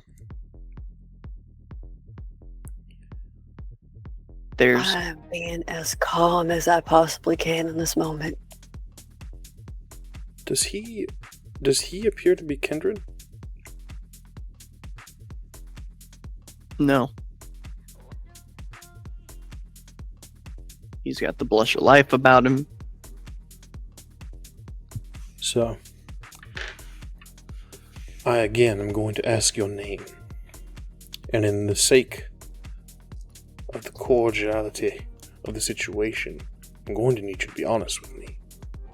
Matthew. You can call me Matt. Matt, that's a good name. I like that name. Matt Joyner wasn't the name of the guy that got eviscerated, was it? No. Okay. That was Leroy Joyner. Leroy Joyner. Right, okay. Are you on any substances at current, Matthew? Do you partake in your own supply? I understand it's a bad business practice that unfortunately is rampant in your area of expertise. Well, first off, real judgy. Second off,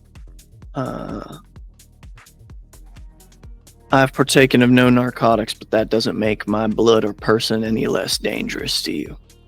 So I would think twice. Count yourself lucky. I am thinking twice, 3 times perhaps. You may not like the thoughts, though. You're going to answer my friend's questions. Holman, I have precious little time, and I'm growing impatient. I mean, if you need to step out, you know where I am now. Also, you're making him uncomfortable. But I'm also making him uncomfortable.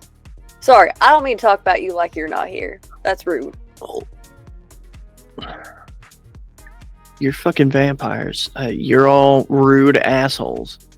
That is also accurate and correct.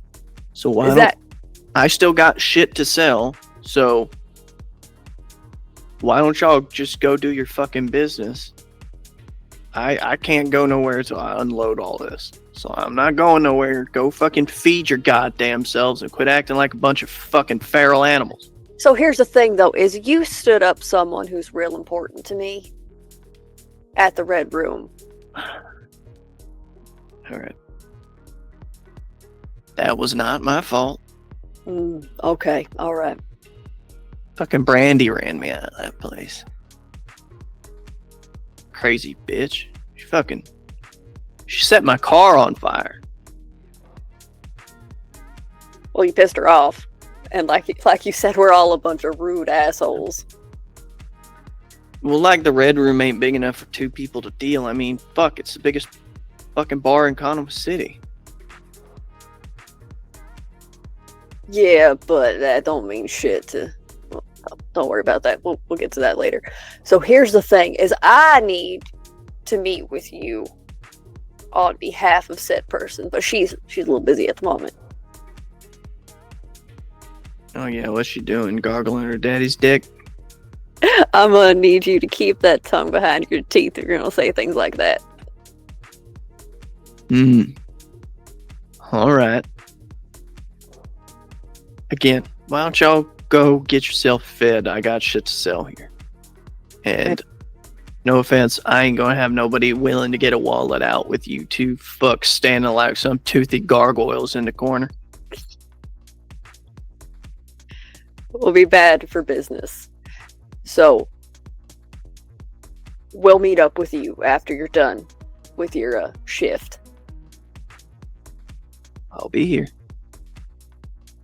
And I'm just gonna look at Velasco and leave because, yeah, he's hungry. He's gonna have to eat, and he can't eat Joiner because I don't trust the thing that came out of that man's mouth. So, Omen is going to feed Velasco. Linger a bit after Omen leaves. Offend me on mine again, and I will tear you asunder that your own mama won't recognize you. Do you understand me, boy? I mean this with all of the due respect, which is very little, because all you seem to do is come in and fuck up my business operation. This is a transaction. Don't try and impress yourself upon me. It won't end well for you, and you might kill me, but I died a long time ago. I'm not worried about it. But when you fuck with me, a righteous fury from the heavens will come to smite you. Whatever connections you think protect you, whatever you think may come down as an avenging fire, nothing that you have at your disposal could kill me, boy.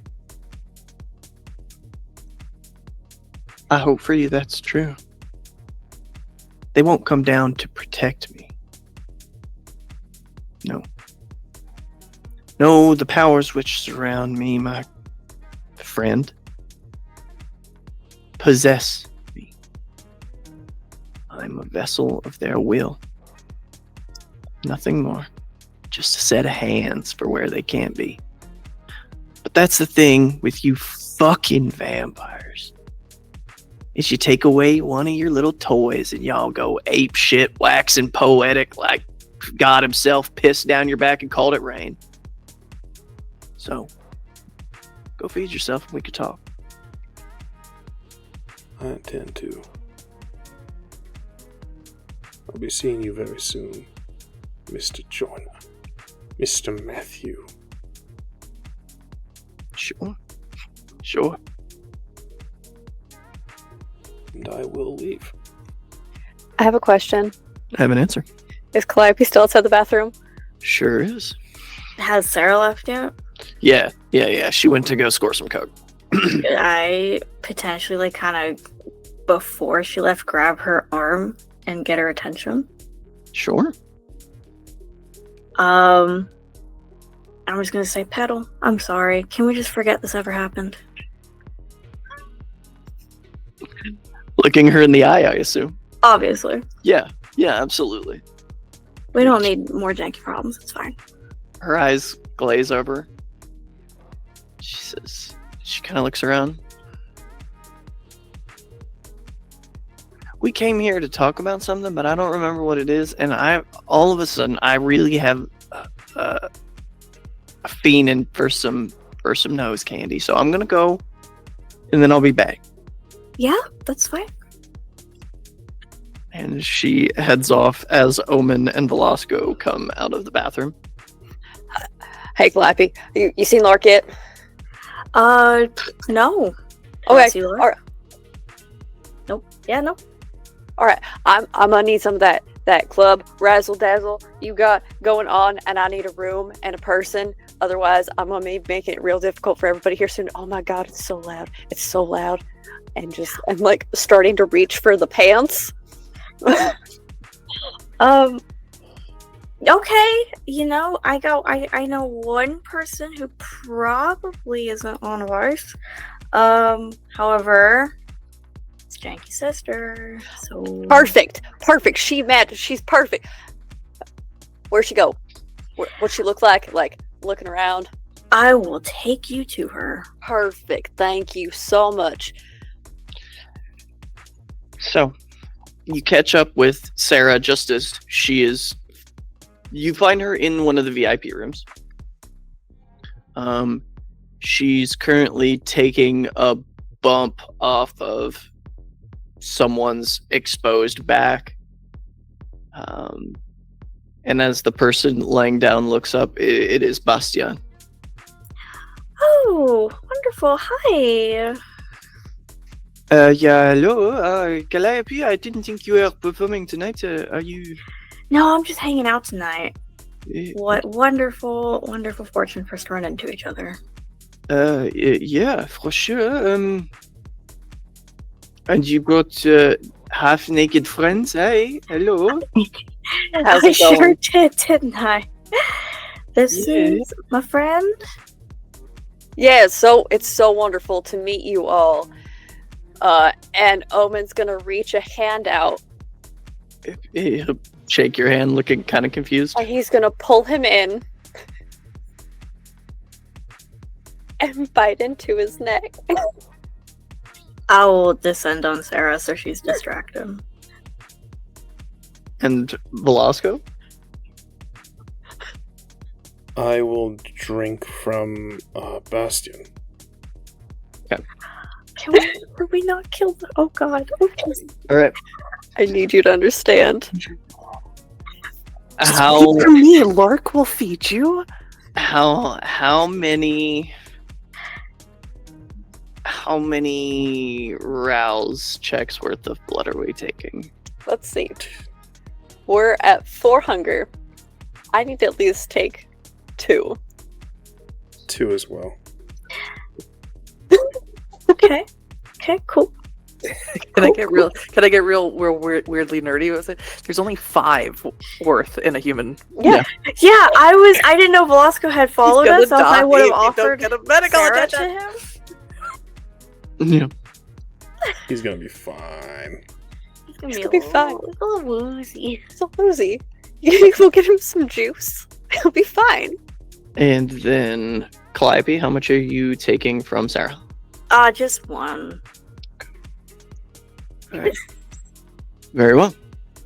So,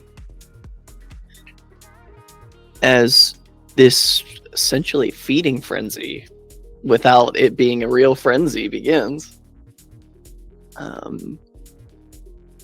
Bastian looks very pleased as you rollick into this embrace. A set of fangs in his neck, another. What do you think, Velasco? A wrist, a shoulder, maybe?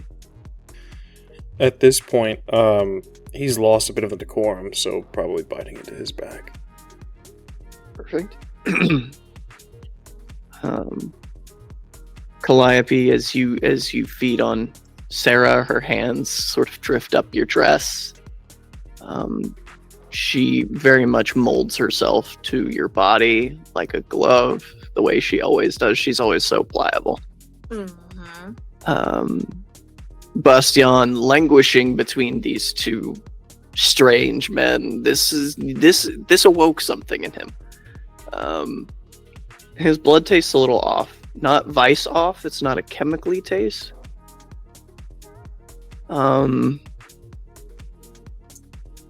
It recalls to mind your first memories of drinking blood.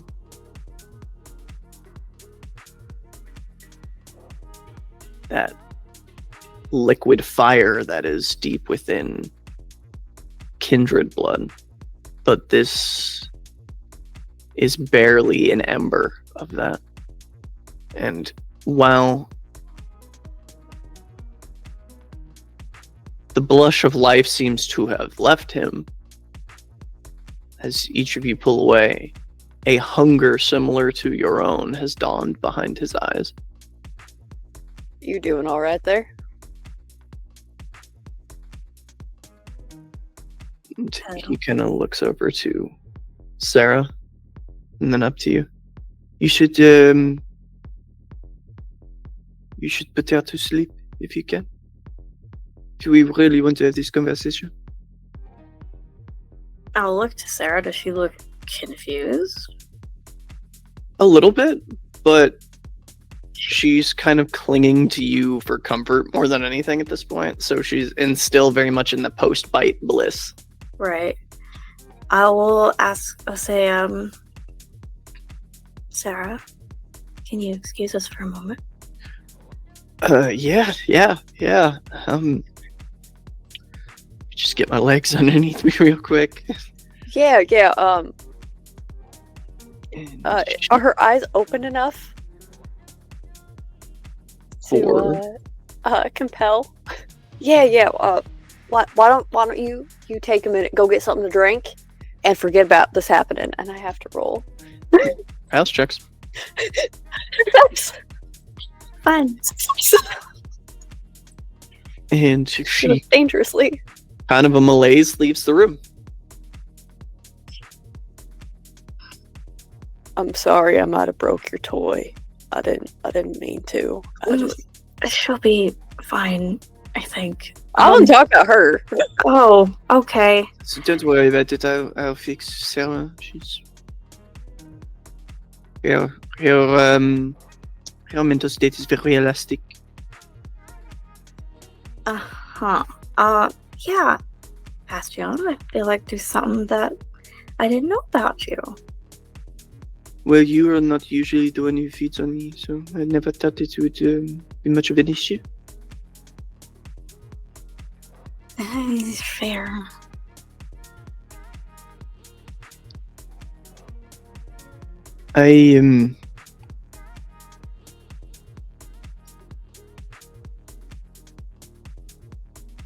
Look,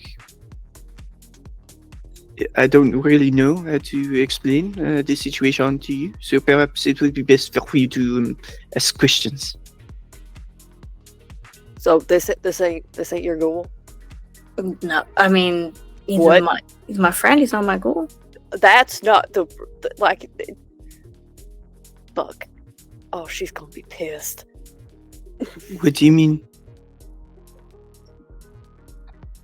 Normally, like, I don't want to say like you people, Calliope, but like usually your type of people have people I do have people. to feed on Yep. that aren't a breach.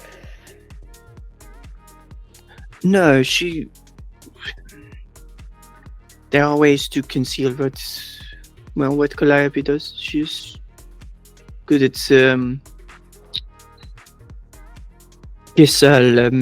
making it look like sex.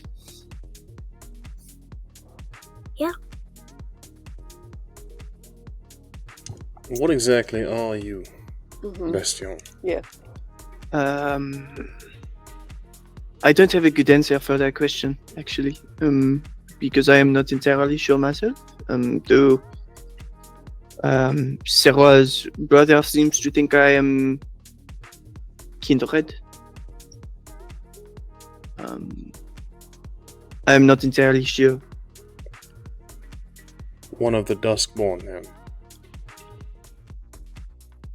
No, Were you like just born this way or made this way? it is complicated. I'd like you to uncomplicate it if possible. Yeah. Just so, please continue, if you'll excuse me for just a moment, and I'll pull my phone out and text Lark. What are you texting like? Let's start there.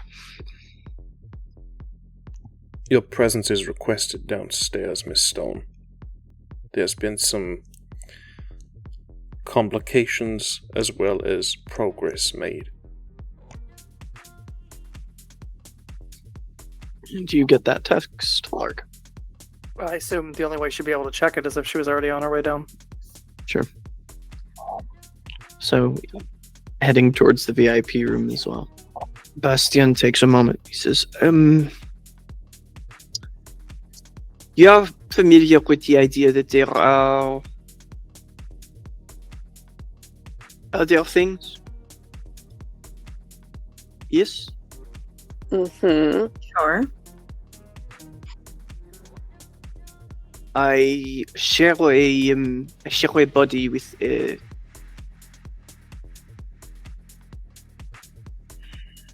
spirit of someone who was a vampire in their existence.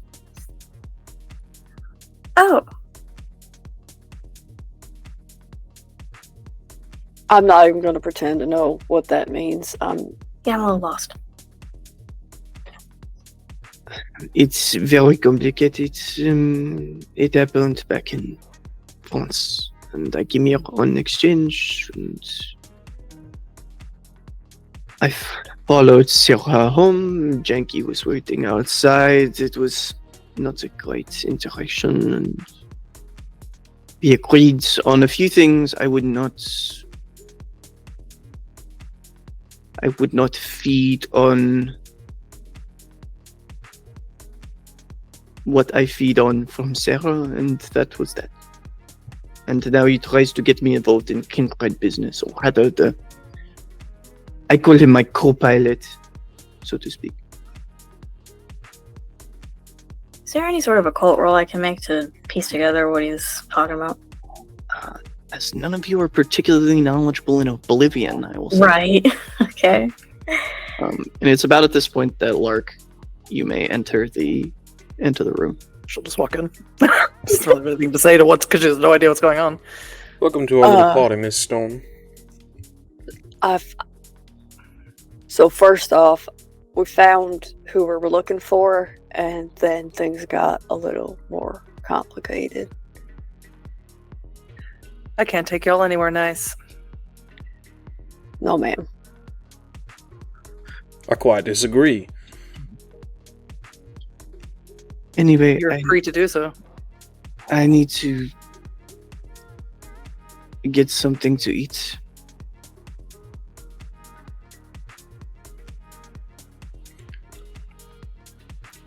We should. Your call here, this ain't my Well, party. seeing as you have secrets of your own, I figure we're.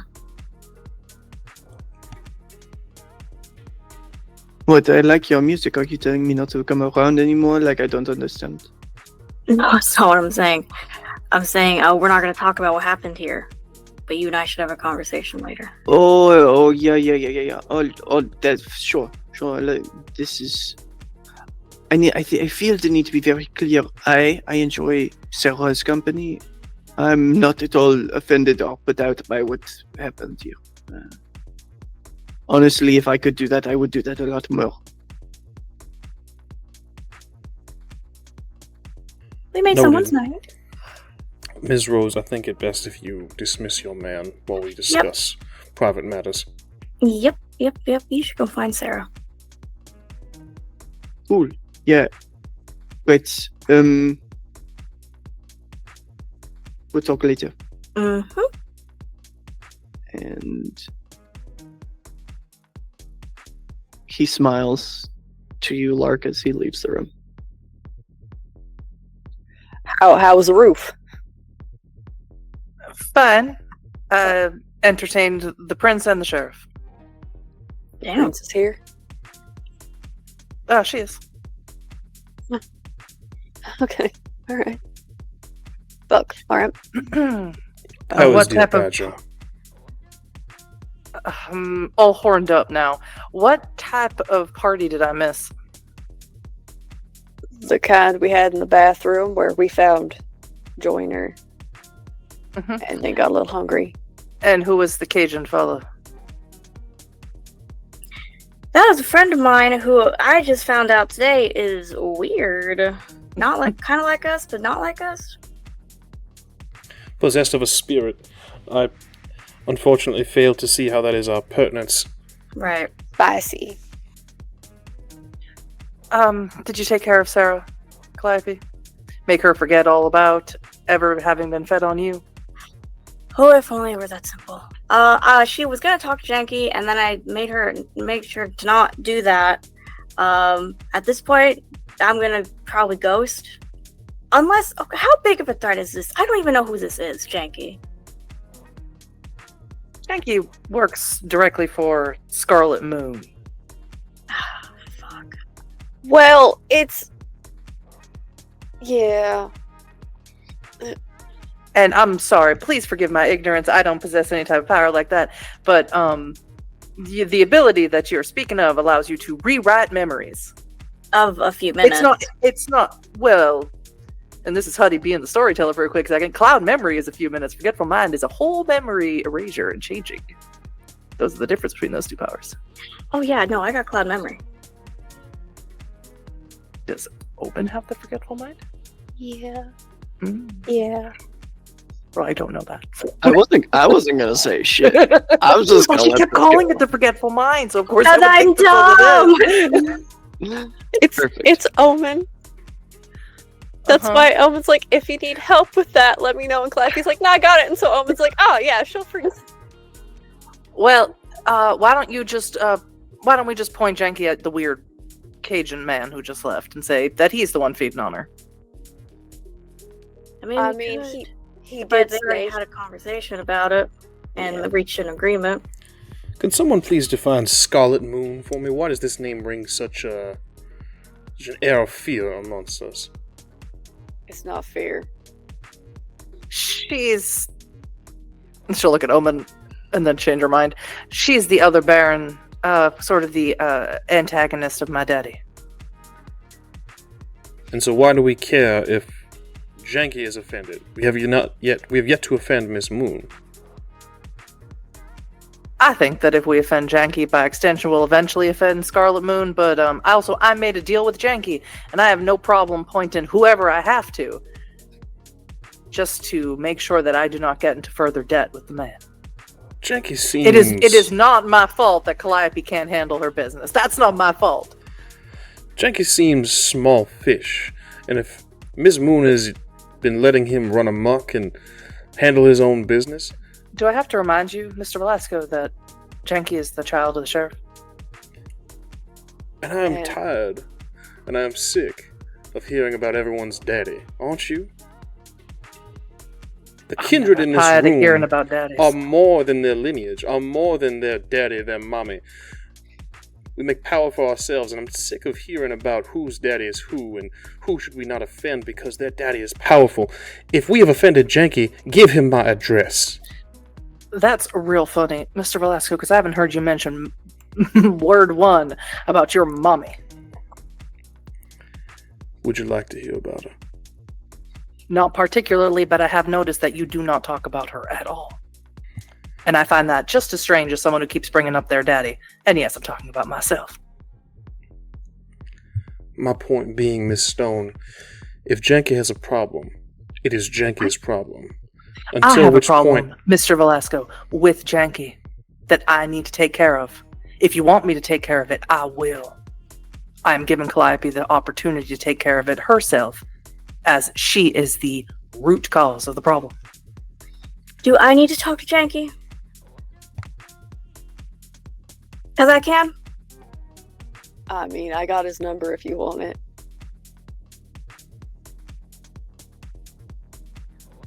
Oh man, you said that you were gonna help with my issue? Yeah. How? Well, you just make her forget that she was ever into you. Well, that would have been good to know that you could do, because I can do minutes, but I can't do much else yet.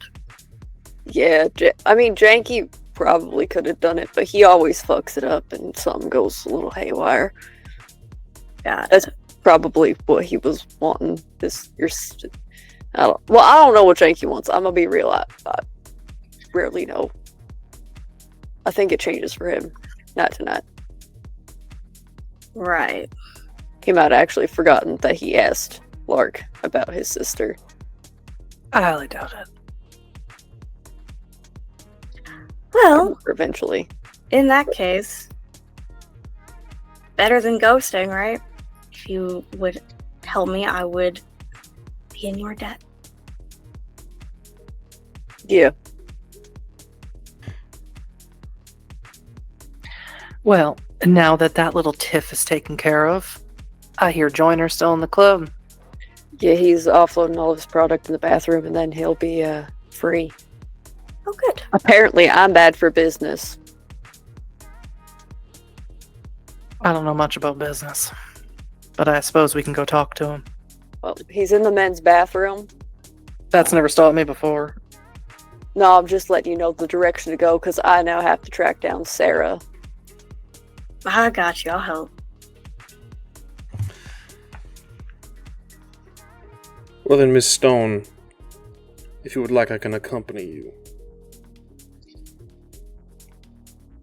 At your leisure, Mr. Velasco. I will offer my arm. So like as the two parts of the party split again. We'll start with Calliope and Omen. It's not hard to track down Sarah. She's sitting at the bar. Bastian has sat down beside her. And the bartender slides over again. You look better. You look better. Mm-hmm. Yeah. That's good. Thank you for noticing. You didn't find your shirt? Did you? I was going to ask if you found my shirt. I didn't. And he kind of... He raises his leg and you hear the clinking of a chain. you know how work is. Yeah. I'm aware. Note of that. And Sarah looks up.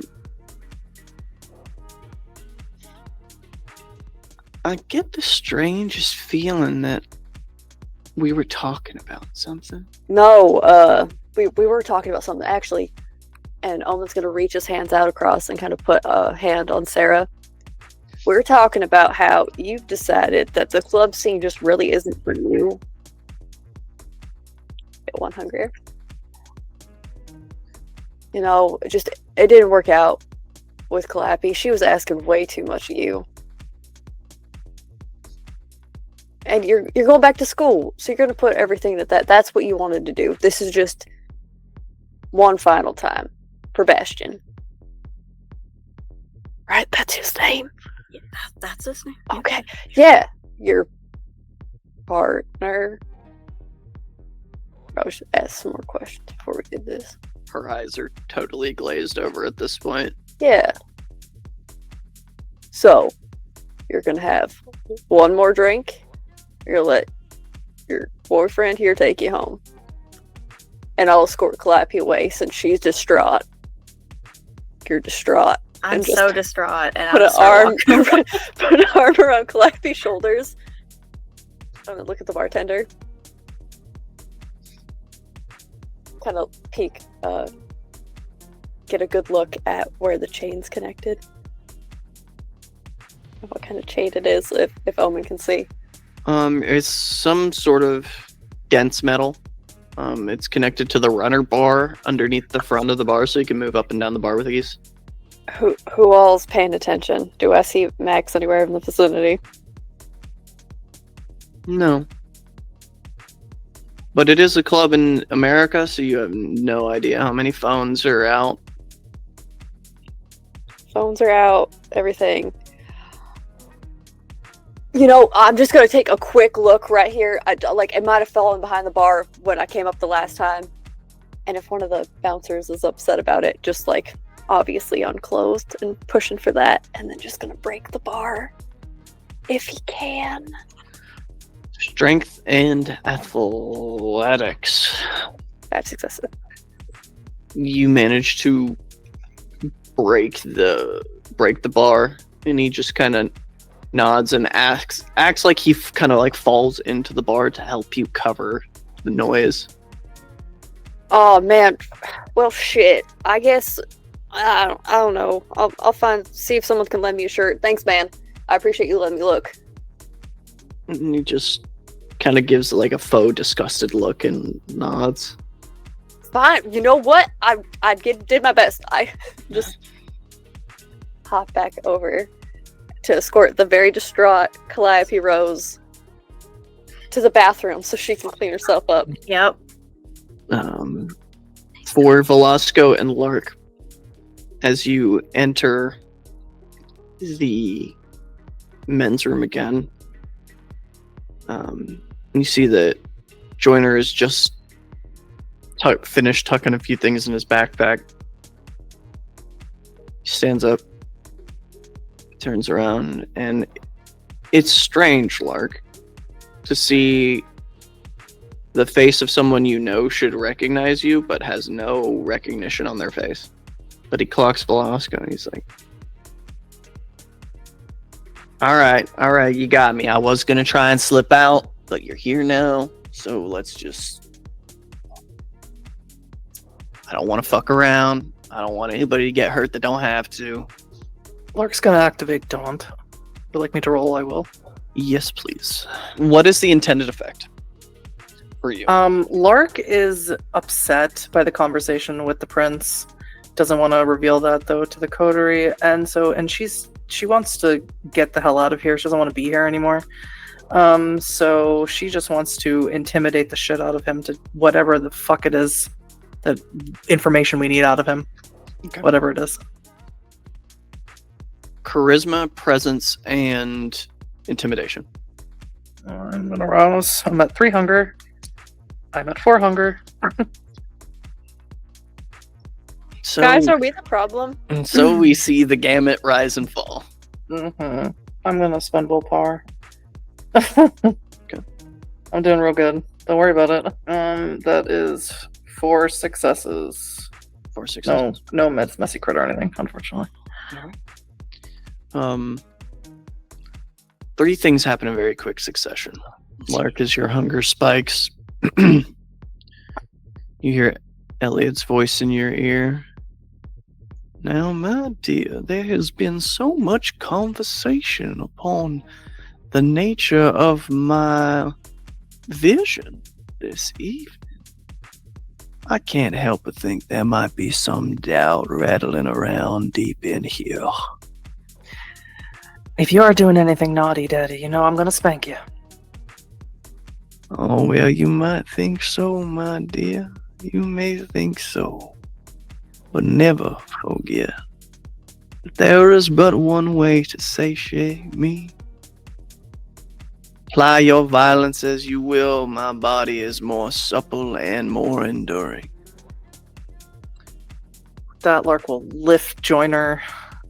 She's not like she's like super stronger than Potence or anything, but she will like attempt to lift Joyner and place him up against the wall, and in a show of force that maybe Velasco would imagine Lark to do, you know, and just say, "I'm getting real sick and tired of whatever the hell it is that's going on here." Hey, whoa! Look! I don't know what your issue is, lady, but You know me. Oh, do be careful, Miss Stone. He has plenty of powerful friends and powerful places, much like I was talking about. All those daddies and mommies running around causing problems. can I get a stamina and resolve from you, Lark? Are you sure? Yes. You sure that's what you want? Yeah. Almost all hunger. I don't suppose there's any way I could assist with this.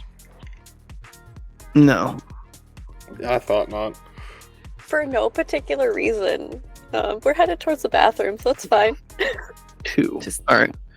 So, Lark, as your hand lingers on him, your palm begins to ebb white hot. As you pull away, you are going to take 1 level of aggravated damage.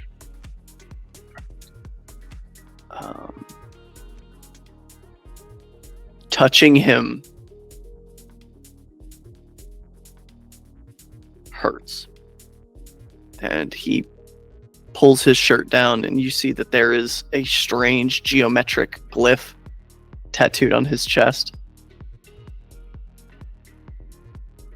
says, like I said, maybe we keep it civil and don't touch. What's my name? I don't know you, miss. Just going to look directly at Velasco. This man threatened me outside of my daddy's church. Knew everything about me. My name. There's more his than name. one of us. I beg pardon. It's complicated, and I don't know how to. Make it Uncomplicated. simple. And it's at this point that that the door opens again, and Omen and Calliope may enter.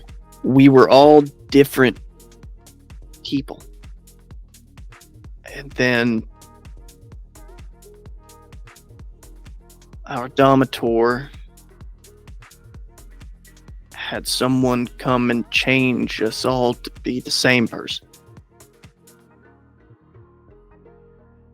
What the hell did I miss? Storyteller, judging off of the teachings of Vivian, would I understand this to be the other inclination of my clan? Yes. The enemy. The new clan. Your Domitor. I would have their names. I mean, we just have one Domitor. The other, the one who changed us, I don't know them. Being that there are three of you with blood sorcery here, I will allow all of the blood sorcerers to go ahead and roll me a intelligence or wits and occult. You can I'm just say very- everybody but Omen. It's okay. I'm very hungry. I don't know if I want to. I would like to rouse the blood. Living very, dangerous. very hungry. Oh, wow. Living on the edge. It's I okay. got hungrier. You go, I'll hunger dice again. Love it. I'm going to be expending some willpower. 2 with a possible bestial. 2 with the possible bestial. Okay. We can eat this joiner. It's fine. There's more of them. I'm about to. 5 successes with a crit. 5 with the crit. Your auntie will forgive you. She loves you. She thinks I you're so know. cute. Spent willpower, but got 7. All right. Damn. So, we'll go from lowest to highest. Lark, 2 was my base, so you're really lucky. You understand very quickly that he is under some compulsion of blood sorcery, putting in conjunction that he has a ward on him. There's something that he is trying to say but cannot. Velasco, whatever experience you've had studying blood sorcery outside of the Colden,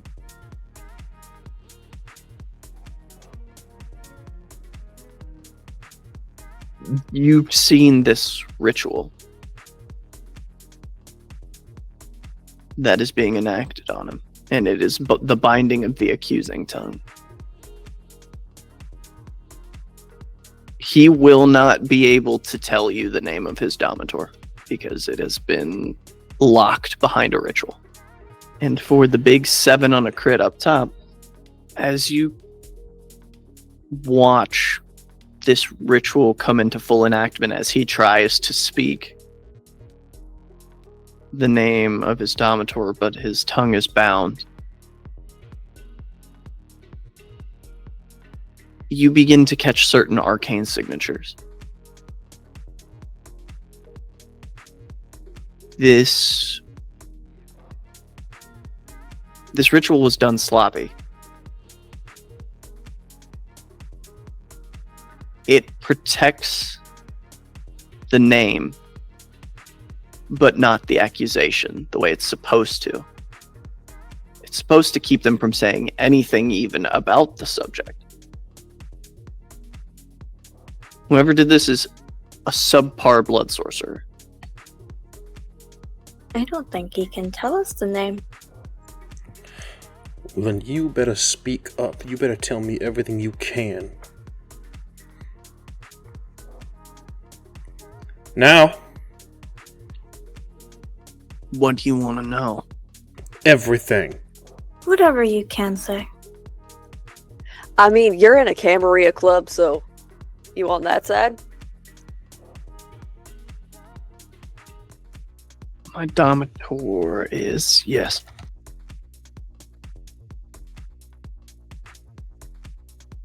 Are they of the clan Zamisi? No, we don't have dragons in the tower. That's what my Domitor says. Are they of the clan Shamia? No. Give me their clan. With his shirt pulled down, I think the way your mind works, Calliope, you get taken back to a few years ago. You saw a glyph on the back of someone's neck, this same glyph, and you recognized it then by the clan of its origin. That was Banu Hakim, correct? Mm-hmm. The assassin. Wait, wasn't that the one who went all wild? It wasn't my Domitor, but one of their childer, yes. How many children does your Domitor have? None, now. What is their business making more of you? I don't know. I'm sorry. I'm the slow kid in class. Why do they have you peddling this junk that affects us and affects their childer? I don't know. Well, Who is the one that shaped you?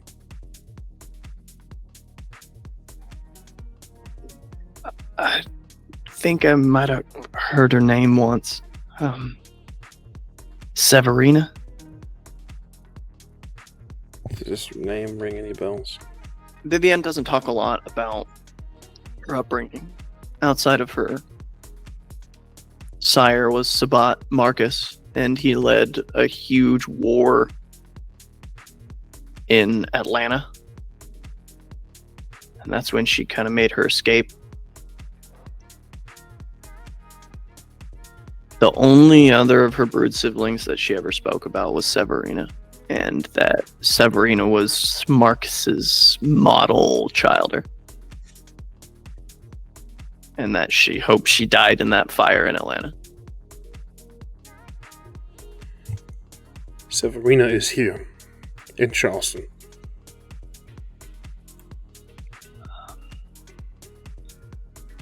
She was around 2 years ago when we all had our faces changed, 3 years ago. And she gave no indication of leaving. Did you have any inclination that she would be leaving Charleston? Listen, man, I was only in the room with her for an hour, which changed my face, and then I never saw her again. Where are the rest of you? We all have different spots. I mean, we only see each other like once a week. You will answer any questions my friends have. You will answer, and you will give them a map if they request of you. Do you understand me? Oh, well, no matter what ward you have, I will end you. I will end your children. I will end your family. Well, I will end... Man, let's take a step back there. You're really not good at this, are you? this seems like some sort of family issue that you have, Mr. Velasco. All that I care about is making sure that this drug is off the street, and whatever connection it has with these Banu Hakim, that I know what that is too. I can't really help you. All I've ever done is been given the shit and told to move it. Where I mean, like, where are you picking it up from? You said once a week you meet up, like some sort of ghoul support group or some shit?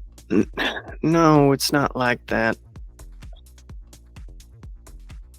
It's a video call on the dark web. It's a lot of layers. And then a drone comes by and drops off the product, and we move So it. you don't know your supplier. I mean, I know my Domitor. I think he knows something about it, or else why would it be happening to us? There's a Banu Hakim here tonight. I mean, I don't think my Domitor's here tonight. Would that be because the prince didn't bring her primogen with her? Am I doing this right? You're doing fine, honey. Okay. Auntie Mac said that the primogen, the Banu Hakim primogen, was too. No, that was the Lasombra primogen. I don't think my Auntie Mac said anything about the Banu Hakim primogen, if there is one. I don't know what I don't know what a primogen is. It's alright, honey. You don't need to know. Now we're getting somewhere. All right. So, besides Velasco's family tree implosion thing that's happening over there, what is it that we are going to do about Vice besides take everything that this chucklefuck over here has? Well, I mean, if you destroy the supplier or the supplier, you gotta figure out where it's coming from. That's the main thing. Figure out where it's coming from. Right. Stop So if we the take flow. everything that you have to get more, don't you? I mean, yeah, but also we have a structure. If I sell everything I have on Monday, the drone still doesn't come for the next month. You are Month. incredibly unhelpful. Listen, I'm telling you what you're asking for. I don't know what else you want me to do. Time will make him more helpful. I will take him. Here's the thing, though. From my understanding, there's multiple. I get context clues sometimes. So, what about the one you met? How am I supposed to know? He was supposed to meet me at the Red Room. Uh huh. Yeah, that's one of the spots that we have spots that we rotate through. It's part of the reason for the meeting on the dark web. Yeah. Well, Which then one of you? give us a list of spots. Then I don't really know.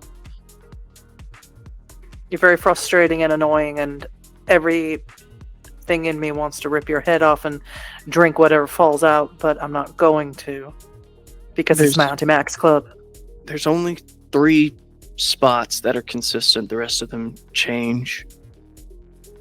There's here, there's the Red Room, and there's King's Brewery in South Charleston. Well, there you go. Someone write that down. Oh no, I'm very familiar. Wonderful. You can escort us there. When we're all free. And well fed. Do you have like numbers or something? Like ways to identify yourselves? Since you're all joiner or some shit. We got these, and points to the ward. Okay.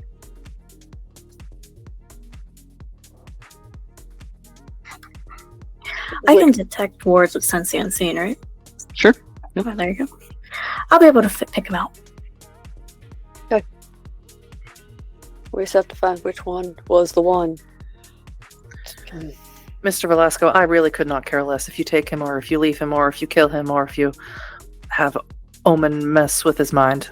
I could care less. Are we done with this conversation? I claim him. He is mine. Have at it.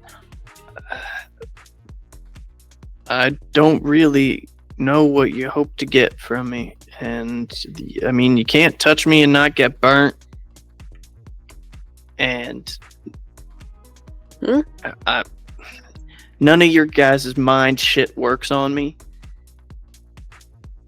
For now, every ritual, every bit of blood sorcery has a time limit. Now that might be months, that might be years, but I will study you and I will find a way to break it early. You're mine now. You will reside with me, and I will break you. Here's the thing, though. The Domitor in question might come looking for him. Then that is my problem.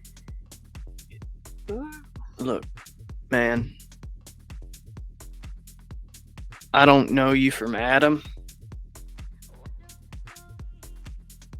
But I get the feeling that y'all are from south of the river. And? Is this what y'all want to start a war over? Is this it? That's kind of what I was saying, but once again, it's not my place to intercede. Look, and maybe this is selfish of me, and I really don't give a fuck. And I can't expect y'all to give a fuck either. But it's ghouls like me that get caught in the middle. It's normal ass people. What, y'all got people you care about? Normal human folks? Well, guess what? If you think the Camarilla can't find out who they are and go for them first, you're wrong. That's how they fight. They kill the people you care about. They don't bother killing you. They wait for you to kill yourself by being stupid or just making the wrong move.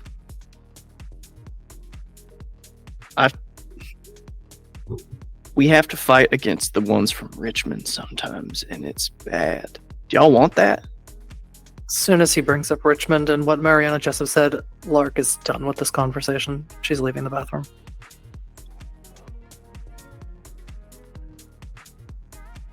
Make no mistake. You'll be treated well. I am barely associated with the Baron that resides in the church. Unfortunately, that is not true anymore, based on the hospitality we've received tonight. Velasco. Let him go. We told Max we wouldn't cause nothing. That is true. My statement stands. Matthew, you're going to be seeing quite a lot of me. Alright. Whatever borders, whatever lines or territories are drawn, they don't matter to me. Well, they probably should. Now, if y'all don't mind, I'm gonna leave here. Because, and he checks his phone. If I don't leave this club in like 8 minutes, there's supposed to be some big thing that goes down between some, I don't know what a sheriff is, but he's supposed to come in and get me. That's the arrangement that he has with my Domitor for the whole doing shit here. Good to know. Well, ain't that something? Let's get out of here. Yep. If our business is concluded, then I bid you all good night. Almond's leaving the bathroom and trying to catch up with Lark. Clivey will leave and linger around the club for a bit longer. I want to make it very clear for the storyteller I'm going to stay in the bathroom. With that being said, those of you who are lingering outside of the club, which I believe at this point is Omen, Lark, and Calliope. I'm inside the club currently. I'm kind of watching, making sure Sarah leaves. Or No, checking if she left. she's already gone by the time Okay, you perfect. get out of the bathroom. Perfect. So it's the bartender, but we'll deal with that next time. What happened in there? You alright? Oh, you know, just the usual. Took my clothes off for some strangers. Half of a stranger. You took off all your clothes for half a stranger who happened to be And a full stranger. and a full stranger. All right. That's a pretty good record for me. Then why aren't you more happy about it? Well, one, I'm really, really hungry. And two, Mariana Jessup had some things to say to me that I didn't particularly care for. Personal level or things that are going to be impacting us as a movement. Yeah.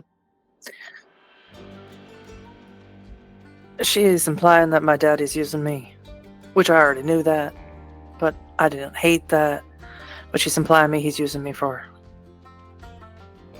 something bad.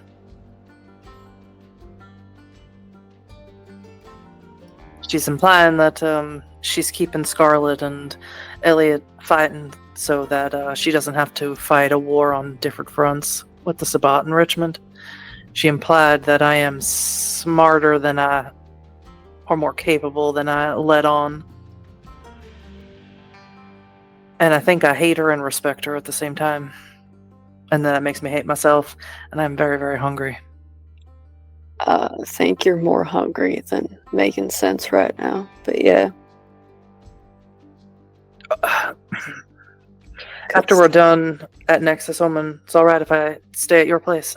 I don't think I want to go back to the church. Not tonight, anyway. I could go stay with Boa, but he's staying in that motel, and it's not really safe. You can stay with me.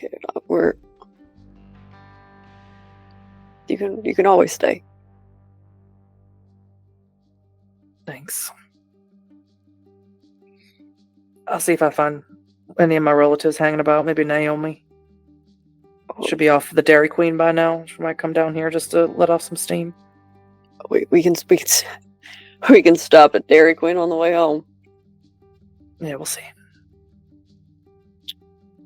It's right about then that each of the member of the Coterie's phones ping with the text message from Jessica.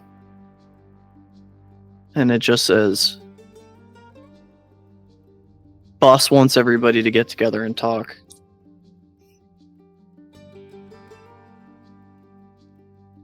Come down to the church."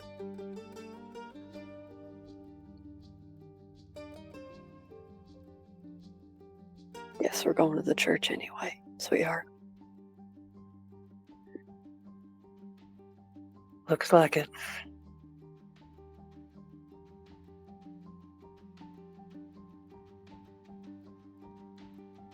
And with that sobering moment, that is where we will tie up Blood of the Covenant, Episode 2, Limbo. Thank you all for being here, and we'll catch you in the next one.